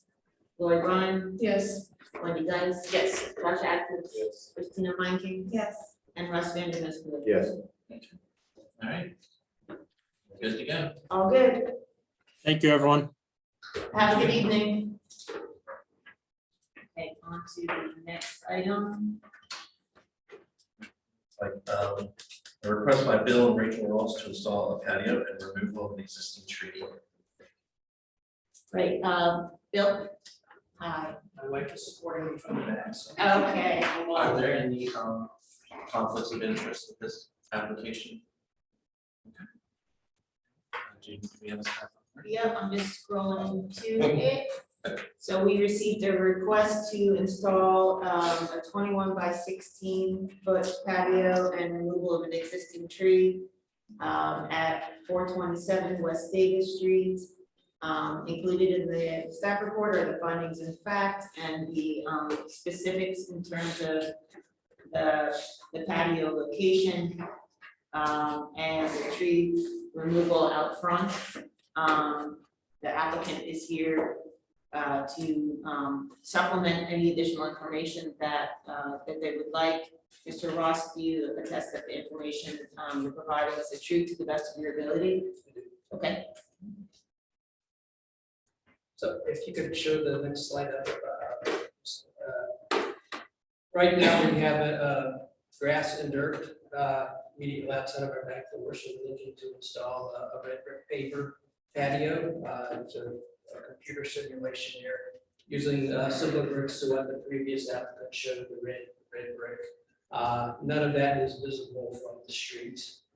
And then the second issue we have is we only purchased the house about 5 months ago. There's an existing tree there, which you can see is growing directly underneath the main power line going to the house from the power pole.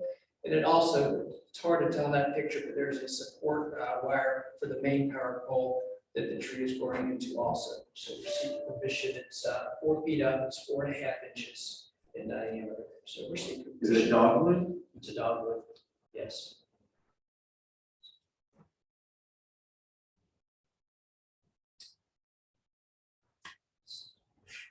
I mean, I have a question. If dogwoods are they considered state trees, so is that something that, because I know that it's the state tree, you can't really. I'm just wondering, is it, or where does that fall in that way? I'm just thinking about the legally. Yeah. I know the state's very keen about. Did you have Jason Barnhill come out at all to your property? No, it's No? not. Yeah. I mean. I'm just concerned, I'm just thinking from a legal standpoint, with it being the state tree. I don't know much about the law, but I know there's it's frowned upon, like with the state bird, anything state related, it's. Yeah, I honestly, I don't know the legal, It's never come up. Okay, I was just wondering, I mean, I'm just. I know that they're very slow growing. They're very slow growing trees. what I would suggest, just my opinion is to see whether or not, Jason on this aspect of your application to see whether or not Jason Barnhill could come out, give you some free advice on, you know, what you can do to help retain the tree, but also, you know, maybe limit in a certain way or trim it up so that it's not creating an issue. I'm not an arborist, so that would be my suggestion at this point. And we may have others from the public who have comments or questions too, but I'm seeing somebody who wants to add. Dogwoods grow very slow. That dogwood is probably 40 years old. And they very rare, they don't, in my background, I studied the native trees, and that tree's never gonna, in 10 years, it may grow 5 inches. It's they don't go up high, they just sort of get bigger. We got some on one of our properties that was like that 35 years ago when I first went to the property, and it's not any taller.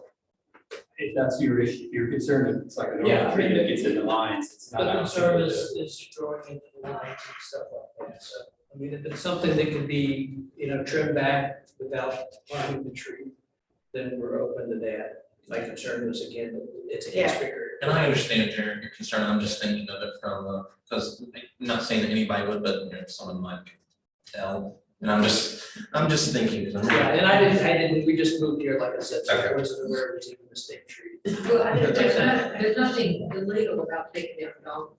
I mean, it is a state tree, but it's not illegal to take one down. I didn't know I was talking. Yeah, and again, our concern is getting into the line, so if it is slow growing and there's trimming we can do to save it, then. The power company will come and butcher it up. Yeah, don't let them near it. But they did it last year, so they're not coming back. Yeah, ask Josh about the tree in front yard. Butcher. It's a line from their home to my house. Yeah. Is it pink or white? That's pink. Oh, That's very odd dog. I mean, I'm fine with that, like I said, the arborist can come out and just see what can be done, and then if not, and it's a point to the hazard, then. As Of course, new residents, like Jason Barnhill's just a good person. yeah, I mean, it's not. He's not a good city so person. we can Yeah. address item 1 and we can have him come out for this one, and then if he determines it's something that he's that. And it doesn't interfere with the patio. No, No, okay. this is There's other a- things. Perfect, okay. No trees should be hurt. Yes, So when that comes back. right, yeah. So, why don't you make that suggestion? So I recommend it for, when we're voting, we vote to accept the recommendation of the arborist for the tree, and that way he doesn't have to come back either way. Yeah, that's right. So I need a motion to. Do we have to split the two things in the application? I don't think so. I mean, I think we can treat them together. Okay. I had a quick question about the pavers. I just didn't know, I didn't see a sample in the packet, but We didn't have a sample, apologize, but it's gonna be similar to the previous couple that were up here, the red brick, the classic red brick. Yeah, not pavers, but the bricks. Herringbone? Yes, and there's, we're right across from the First Presbyterian, their walkway, if you're familiar with that, is similar in look to that.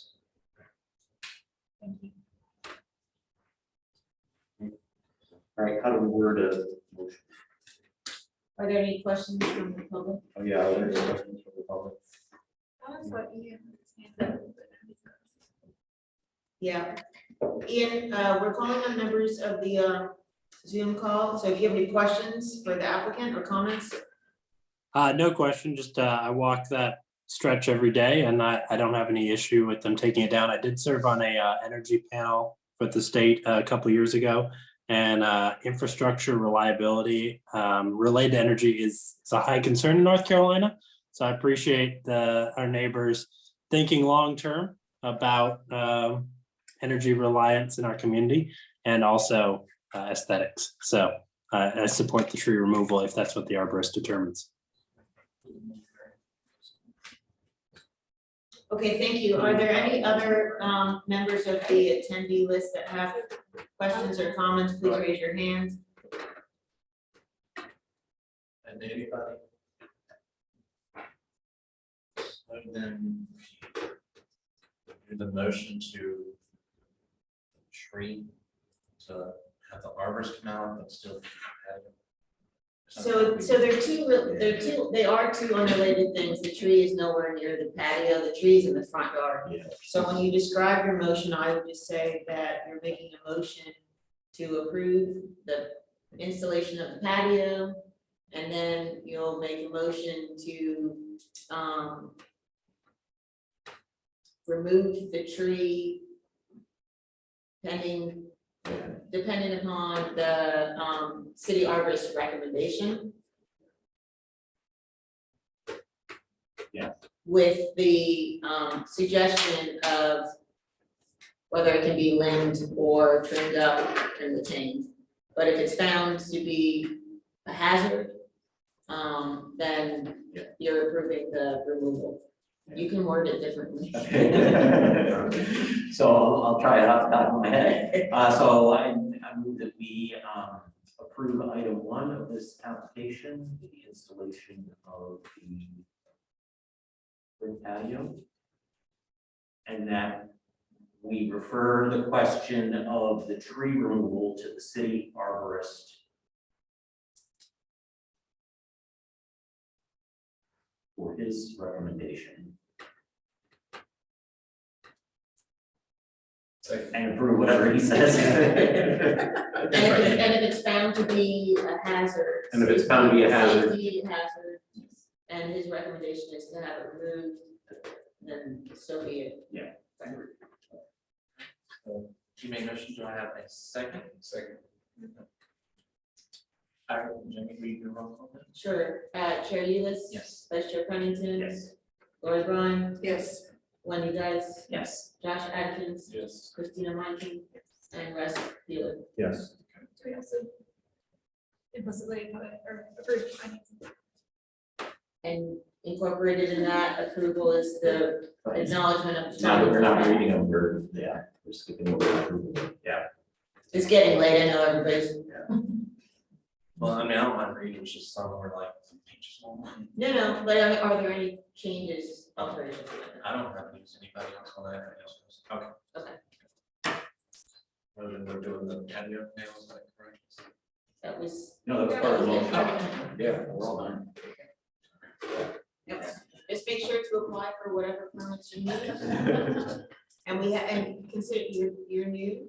Yes. Okay, so we will issue, staff will issue a COA document, 1-page form.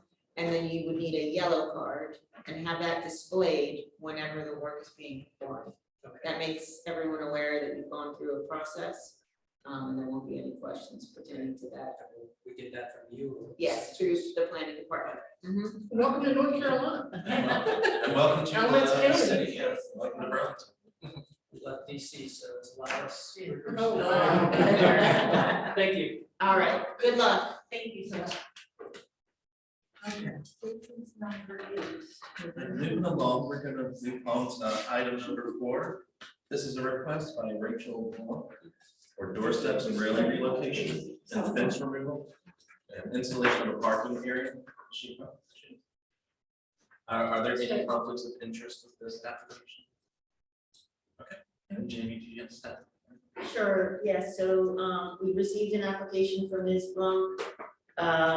She's been in front of the HPC for other projects recently, and so this is additional alterations that are needed. There's a relocation of a door, steps, railing, fence removal, and then installation of the parking area in the front.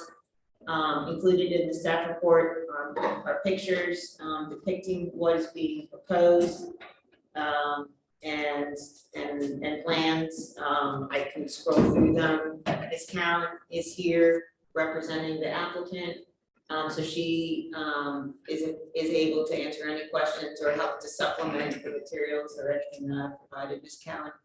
Do you attest that the information that you're providing is true to the best of your ability? It is. Okay. So Jamie, go to the photograph. This one? Yeah. Okay. So you've seen it in the packet, but briefly, what we're talking about is, and I don't have a pointer, but there's a small area that's 6 feet where the double windows are. Here. Okay. That's a 6-foot connector that was built to connect the original kitchen to the house. And then the adjoining facade where the door currently is an enclosure of a porch. So the changes that we're proposing, none of them are on original facade. So you can see from the drawings, what would happen is the door will move to that connector area where the double windows are.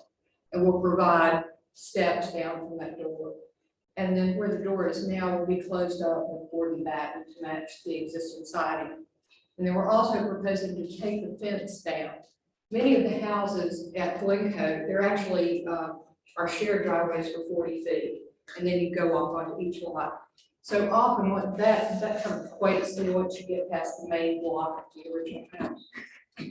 Many of the folks out there now use that area just past the main part of the house for parking because it kind of hides the cars. The other issue we've got here is they have a drainage issue, and that fence and the brick that are in there are holding water and causing a problem. So this will solve the drainage issue as well. So, I mean, I'm hoping to answer any questions if anyone has any. Questions? Saw that presidency gave its blessing, so. Yeah, you know, it's already been through. They're the authority, yeah. Yeah. And anybody else on the commission? Questions or comments? Just out of curiosity, do these changes take the house closer to its original or suspected original furniture? Because I know there have been historically a lot of changes to this one. Yeah, it's not gonna really take it closer to original, but it's not gonna, I mean, that connector is new construction that literally was, they brought the kitchens up and built that 6 feet of structure connected. So that's totally new, and then the porch was enclosed. So this is the front edge of the original porch. So that was all open where the doors went. So it's not gonna take it back closer to original, but it's also not gonna take it further away from it either. And this is not, this is the front facade here that I'm pointing to. Right, so So this yeah. is sort of tucked into the side where the changes are gonna be. Yeah, it sort of tucks it around behind, because you can see in this aerial, you see the cars parked right there. So when you drive by, you're seeing the cars, so we'll tuck them in to hide them a little better from the street from the public view. Not to mention like it easier for her to carry your groceries in. But. Any more questions from the commission before I open up the public? And Jamie, is there anybody on the Zoom call that wishes to? Anyone on the Zoom call have any questions, please feel free to raise the raise hand feature or dial *9. I'm not seeing anyone, and we haven't received any calls or comments on this one Do either. any of y'all have any reports? So again, I guess the findings of fact are in your sheet, so. I move to approve the findings of fact. Yeah. Fine. Second. Okay, Jenny, would you roll call? Sure. Chair Ulis. Yes. Vice Chair Pennington. Lori Vaughn. Yes. Wendy Guys. Yes. Josh Atkins. Yes. Christina Monty. Yes. Russ Wheeler. Yes. And then, yes, we need, no more conversations on the application. So then I need a motion to approve the application. So. Okay, do I have a second? Second. Chair Ulis. Yes. Vice Chair Pennington. Lori Vaughn. Yes. Wendy Guys. Yes. Josh Atkins. Yes. Christina Monty. Yes. Russ Wheeler. Yes. All right. Thank you. As you are aware, unless you have already done so. We got it. You got it. Awesome, thank you. Okay, moving along, item number 5, Frederick and Michelle. Come on up, less Coverage. people.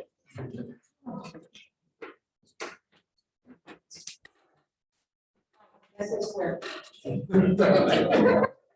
Are there any conflicts of interest? 715 West Front Street, if anybody has a question.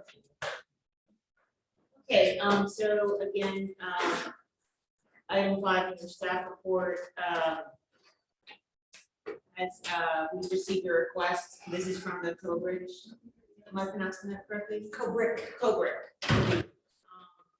They have a shared drive that you have, pictures in your packet that have the survey, and what they're looking to do is to separate that from their neighbor. There's an easement, all the easement paperwork hasn't been included in the packet as well.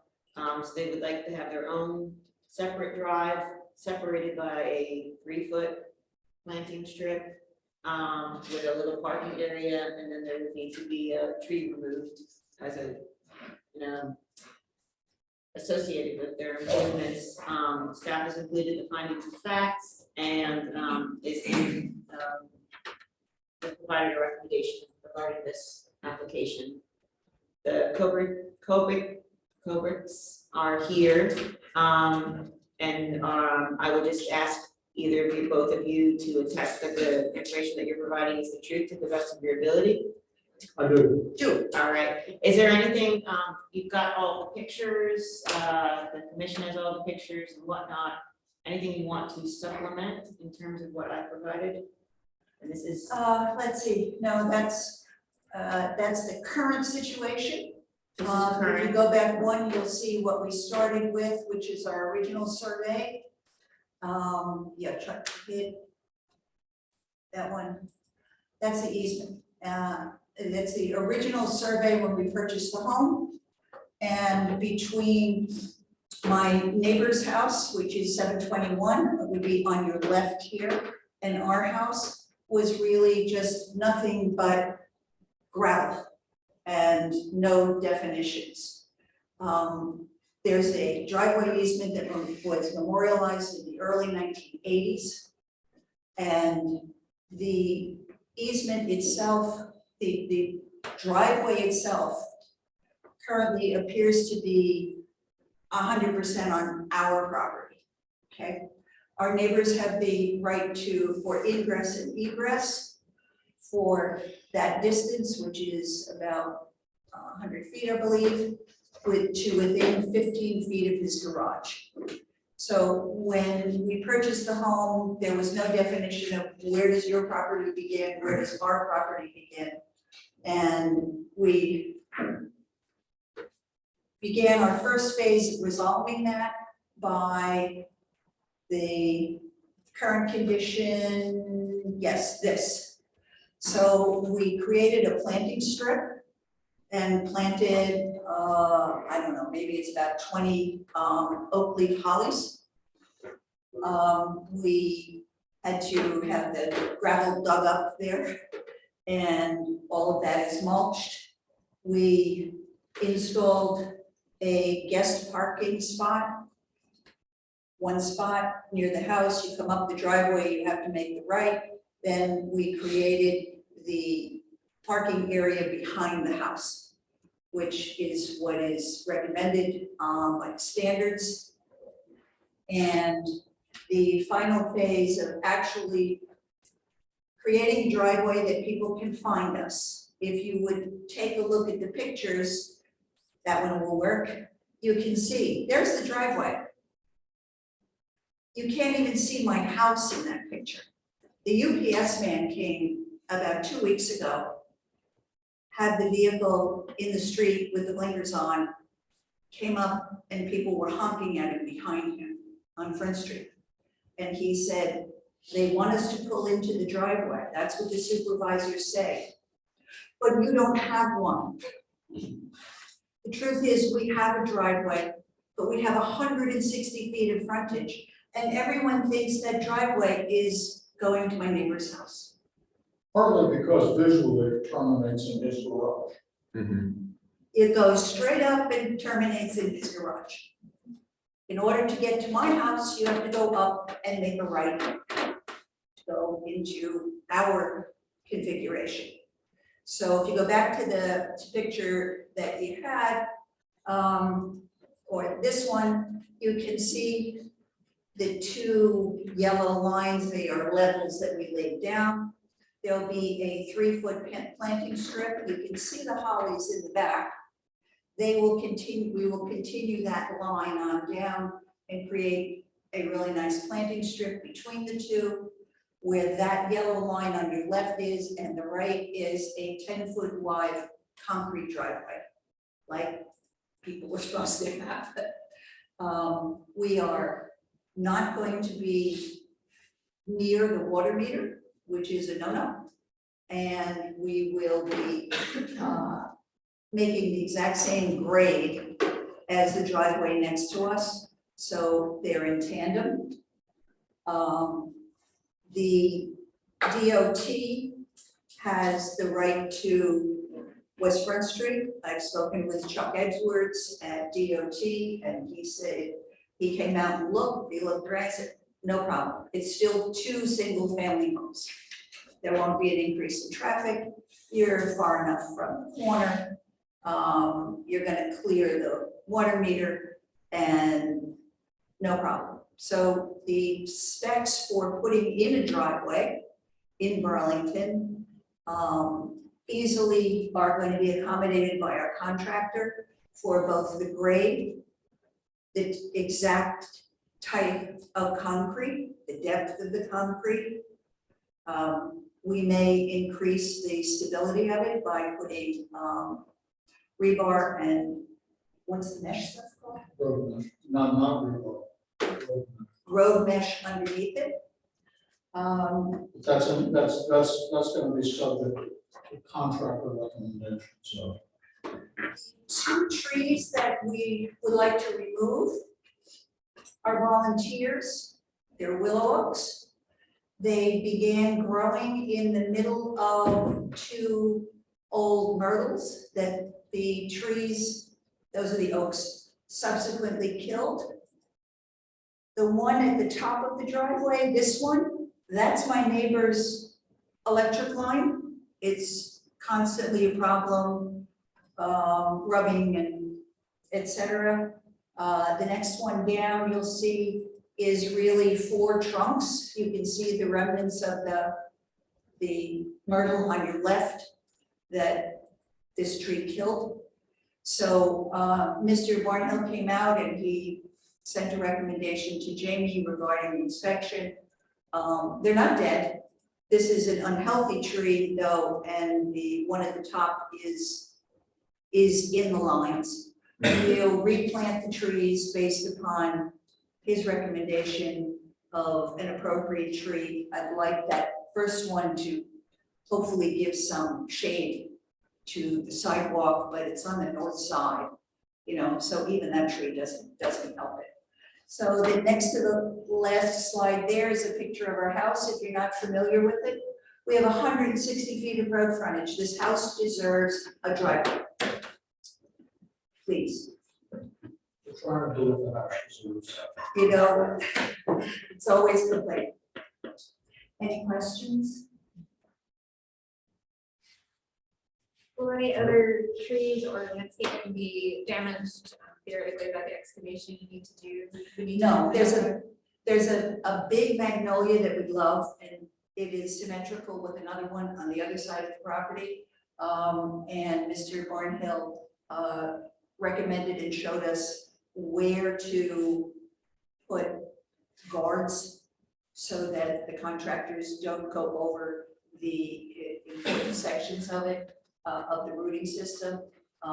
It has a very large root system that's almost above ground. But he's not concerned about the root system because he says there are enough roots there that he's confident the tree will be okay. And we certainly intend to keep that tree. It's still about 10 feet from the driveway, and the driveway will stop. The concrete will stop before the magnolia, and then just continue with the gravel. Just So to give you an idea, the magnolia tree those couple of leaves you see on the upper left corner, those are the magnolia. Yeah, it's a big tree and, it will be fine. We will need to trim some lower branches so that vehicles coming under it, won't be breaking limbs and all kinds of stuff. So you can see here, it will go, you see the two pieces of red tape, we will be going straight on down. The other driveway will be alongside of it. And I counted and have a list of 15 addresses in the district of side-by-side driveways. It's a very common landscape, scheme. We don't have any that I could really on Front Street, but there's a lot on Davis and there's a lot on Fountain.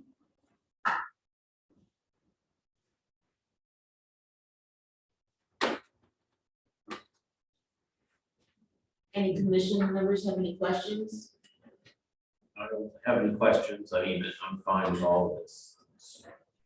The house does deserve a driveway. And these willow oaks, like they're all over the neighborhood. They're reaching the end of their lifespan. They're coming down. Took one down on our house a week ago. It's just. And we need a variety of trees. It's sad, but it's, Yeah. there's a lot of it. That's right. There's a Yeah. lot of them in the neighborhood. And so they're all coming down at once. And if it's a disease that gets them, they're gonna all go at one time. So we need a variety of trees to, survive some kind of plague.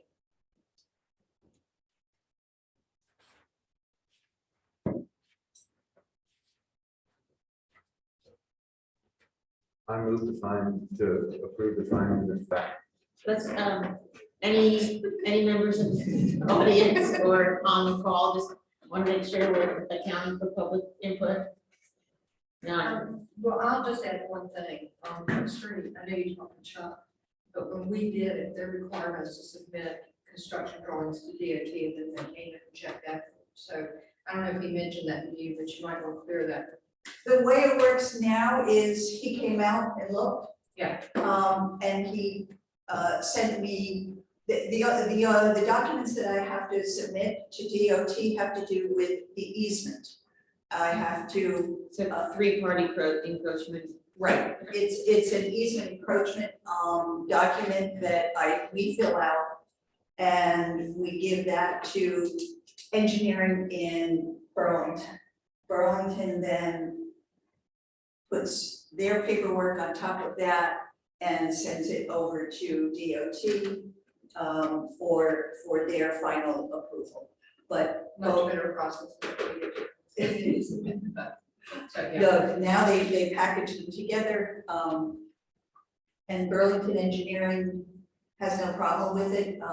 We have all the specs and gave those to anybody who came to give us a price on it, and so this is how it has to be, and they didn't have a problem with it. We will be tinting the concrete so that to give it age. We're gonna want that spec that you mentioned earlier to somebody else regarding tinting the concrete. Yeah, that's for the mix. The person who I got that information from was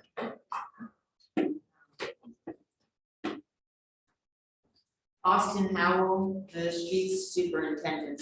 So just email Mr. Howell, but or I can just give you this, this was a different application, but you can have this. Now you've got a hit with salt, And we but I'm diving over. we have a very wide concrete front walk from the steps to the front door. And we had a section of that had to be replaced. The front walk has a scoring along about, 4 or 5 inches in from the edge, all the way down. It's a decorative detail, and we're gonna add that to the side of the driveway so that it's consistent with, it won't look any newer than the front walk, which was probably done, I don't know, maybe in the 30s or 40s. So is there something beyond what you're showing here that you're doing? I wasn't clear with. No, it's just a detail on the driveway, which will have that that same scoring along Oh, the you mean edge. along the edge of the driveway? Right, on the long, on the concrete This part, section. On this side, Right. I see, okay.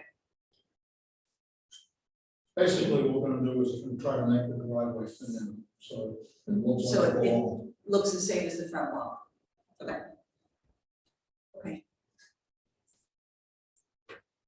Oh, you want me to now approve the findings of fact? Second. Yes, Chair Ulis? Yes. Vice Chair Pennington? Yes. Lori Bryan? Yes. Wendy Guys? Not sure the. Oh, she had to leave. Wendy has been excused by the chair. I did actually. Okay. Okay. Josh Atkins, Yeah. Christina Monty. Yes. And, Russ Bealer. Yes. That's the final. Oh, okay. I move to approve the application. Second. Second. Chair Ulis. Yes. Vice Chair Pennington. Yes. Lori Bryan. Yes. Josh Atkins. Yes. Christina Monty. Yes. And Russ Bealer. Yes. All right. Congratulations. Thank you. Okay. No, now my contractor gets to spend a whole lot of money. Anytime it's concrete work, it's such. Thank you for your patience, everyone. Yeah, good night, thank you. So the only other thing that was on the agenda was just some COAs. We had Yvonne with What about these. the trees? Oh, I'm sorry. Yvonne, are you still on?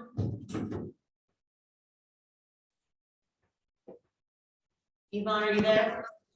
Yes, I'm here. Can you hear me? Yes, my apologies. No problem. Okay, we're moving on to the last item. I said that too soon. Nobody I heard, corrected me. I heard, I was like, I don't know what hurt. Are there Okay. no conflicts of interest? We received a request for tree removal, 607 West Davis Street. As you are aware, everything is in the staff report, including findings of fact. Yvonne, you're on the Zoom call. Is there anything that you would like to add in terms of your application to the HPC?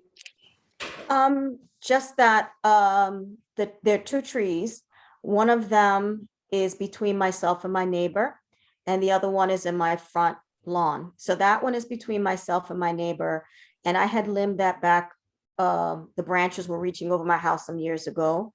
And now my neighbor wants to get, because the branch is now reaching over his house and they're getting some large droppings, as well as it's definitely buckling the sidewalk, the concrete on both of our sides. You can see mine a lot more. And as a result of that, it's been that way ever since I've owned the house for the past almost 9 years. And there's just like a patch of dirt right before the arrow where it water pools, so it doesn't pitch, it doesn't go down, it just stays there. It has to naturally evaporate. He has that buckling there for that tree. So that's that one. The other one is in the front yard, and it's the last tree. It used to be a split trunk tree that was there. The other half of it was taken down, I think in 2018. But this survived, but as you can see, it's entangling the wires, it's reaching across the street. And as just that cracked sidewalk is basically the result of all the trees that used to be in the front yard. And my neighbor said there were more. So this would be the last one that will enable us to know that there's no longer any roots that can create any cracking. This was an issue for my insurance for a period of time. I had to change about 3 times to find someone who would take it. And there's I call it a nub, but it's basically the root at the base of the tree that continues to grow out to the sidewalk where people walk past. So it's grown since I've lived here. And so it's going to continue to grow out. There's no place else for it to grow. So it's really encroaching upon the path, the street, the walkway, the public walkway.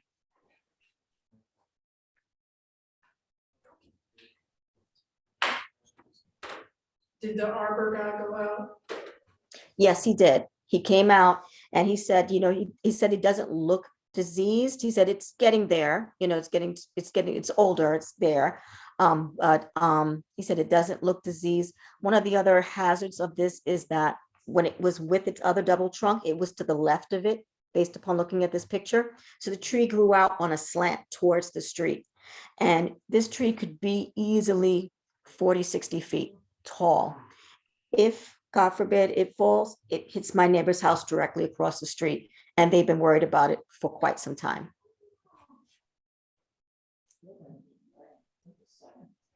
Is there any damage to the, is it a shed or a garage from the driveway tree? The damage to the concrete is very clear. I'm just wondering if there's been any damage to that outbuilding as well. That's my neighbor's. I can't tell if there's any damage to his building, but you have to imagine the root system is going to reach that at some point because it is right in front of it. Thanks. That's on my side. Yeah. Is there any plan at all to replace the trees somewhere else on the property or? This one that's in between us, I don't think I want to put another tree in between us. What I'm thinking of, we've talked about it, thinking of maybe some short bushes between us to kind of act as like a natural fence. And there's just only a certain amount of dirt there. It really isn't conducive for a huge tree or for trees. So for that area, I think bushes would make more sense. I just kind of secured it with some mulch until we could figure out a plan. And yeah, so for that. So if you choose to, and I think the standards require the bigger, at least the really big one, that another tree be planted, it doesn't have to be in the same spot. It just has to be on the property. So if that's helpful and you're thinking about how you might move forward. Are you talking about this one that's in between the two of us? So for, if the, and we can talk about this, but if the standards require trees to be replanted, they don't have to be replanted, either one of them in the same spot. It just has to be on the property. So if you cut down that big one in the front, you could plant a tree in the backyard and it's fine, right? Yeah, if it's my, memory. That's what I thought as well. Okay. So Have to put a tree exactly where the one in the driveway is, right? It's just on the property. okay. So previous tree removal requests, are they going to be required to plant a new tree as well, or it's just mine? I was just curious whether or not we were planning to do that because we've had a number of people who have said they were going to replace trees. I was just curious whether or not that was a part of the plan. Right. I've had a few trees die. I had a big one years ago that fell in the backyard, another split trunk, and it was huge. And that one actually fell and laid on that garage that you see in that picture. Fortunately, it was so tall that the branches braced it, so it didn't crush the garage. So in between the two of us, to me, and I could talk with the arborist and have a discussion with him.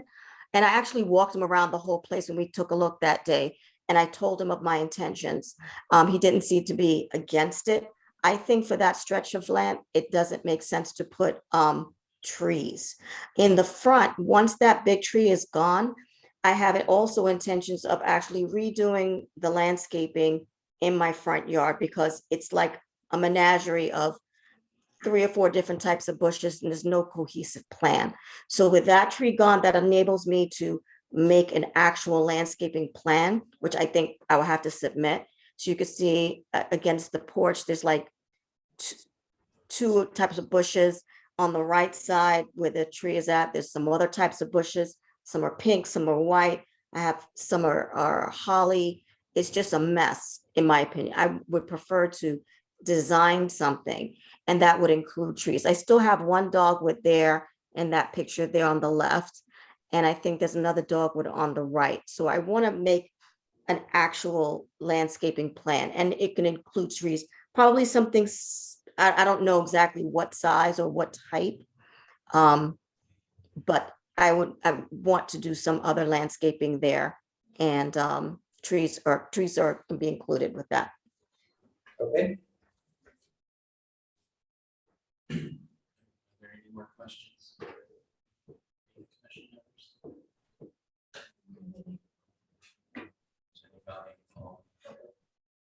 Are there any members of the attendees list that has questions or comments for Ms. Quigley? I'm not seeing any hands raised. And there's no members of the public. Anymore. And we haven't received any calls or comments. Okay. And you have a motion to approve the findings of fact, or else we need to add? So moved. Chair Ulis, Vice Chair Pennington. Lori Bryant, Yes. Josh Atkins, Yes. Christina Martin, and Russ Wheeler. Yes. So now we need a motion to approve the application. So moved. Second. All right. Chair Ulis. Yes. Vice Chair Pennington, Yes. Lori Bryant, Yes. Josh Atkins, Yes. Christina Martin, Yes. and Russ Wheeler. Yes. Okay. Congratulations, Ms. Whitley. Thank you so much. Have a good rest of your evening. Thanks, you too, and congratulations. It's time to go home. Okay. All right, so I did I think the new business was. That accounted as that meeting. new business Okay, counted okay. towards, yeah, I mean, for those who are now listening to this Oh, audio tape, we did have a public kickoff meeting of the historic district design standards earlier tonight at 5:30. The information, that meeting has been recorded and will be on the city's website under the Historic Preservation Commission page. And the applicant has been out conducting field visits and has started, their collection of findings. And I think, if any commission members have specific things that you would like the consultants to consider as part of the process, as part of the amendments to the standards, please let staff know. You're welcome to submit comments or items in writing. There will be a stakeholder meeting with Preservation Burlington folks next Monday, and another stakeholder meeting with builders and architects, both via Zoom. And so, this is a great opportunity to solicit additional feedback. You have builders and architects who have confirmed that they're coming. Yes. Well, we've invited the Jeff Wilkins, Stanley, Heathcock, Tom Cowan, trying to think if there's, Bob, Bill Moser as well. So I think that's gonna be a specific meeting driven just for that profession. And if there are any others, recommendations, let me know. We'll do that. I have one, can't remember his name, but there's one guy. Object. Also our COAs, always included in your packet, and I forwarded you guys the training opportunities, so just remember you've got to keep up with your COGs. I see Molly and Richard still on the call. Do you guys have any questions or comments? They may have forgotten to disconnect. Yeah, All right. you guys good? Are we on? Any, She's in the. no thanks. Okay, thank you, Molly. All right. So then I make a motion to adjourn. And I am going to stop the record.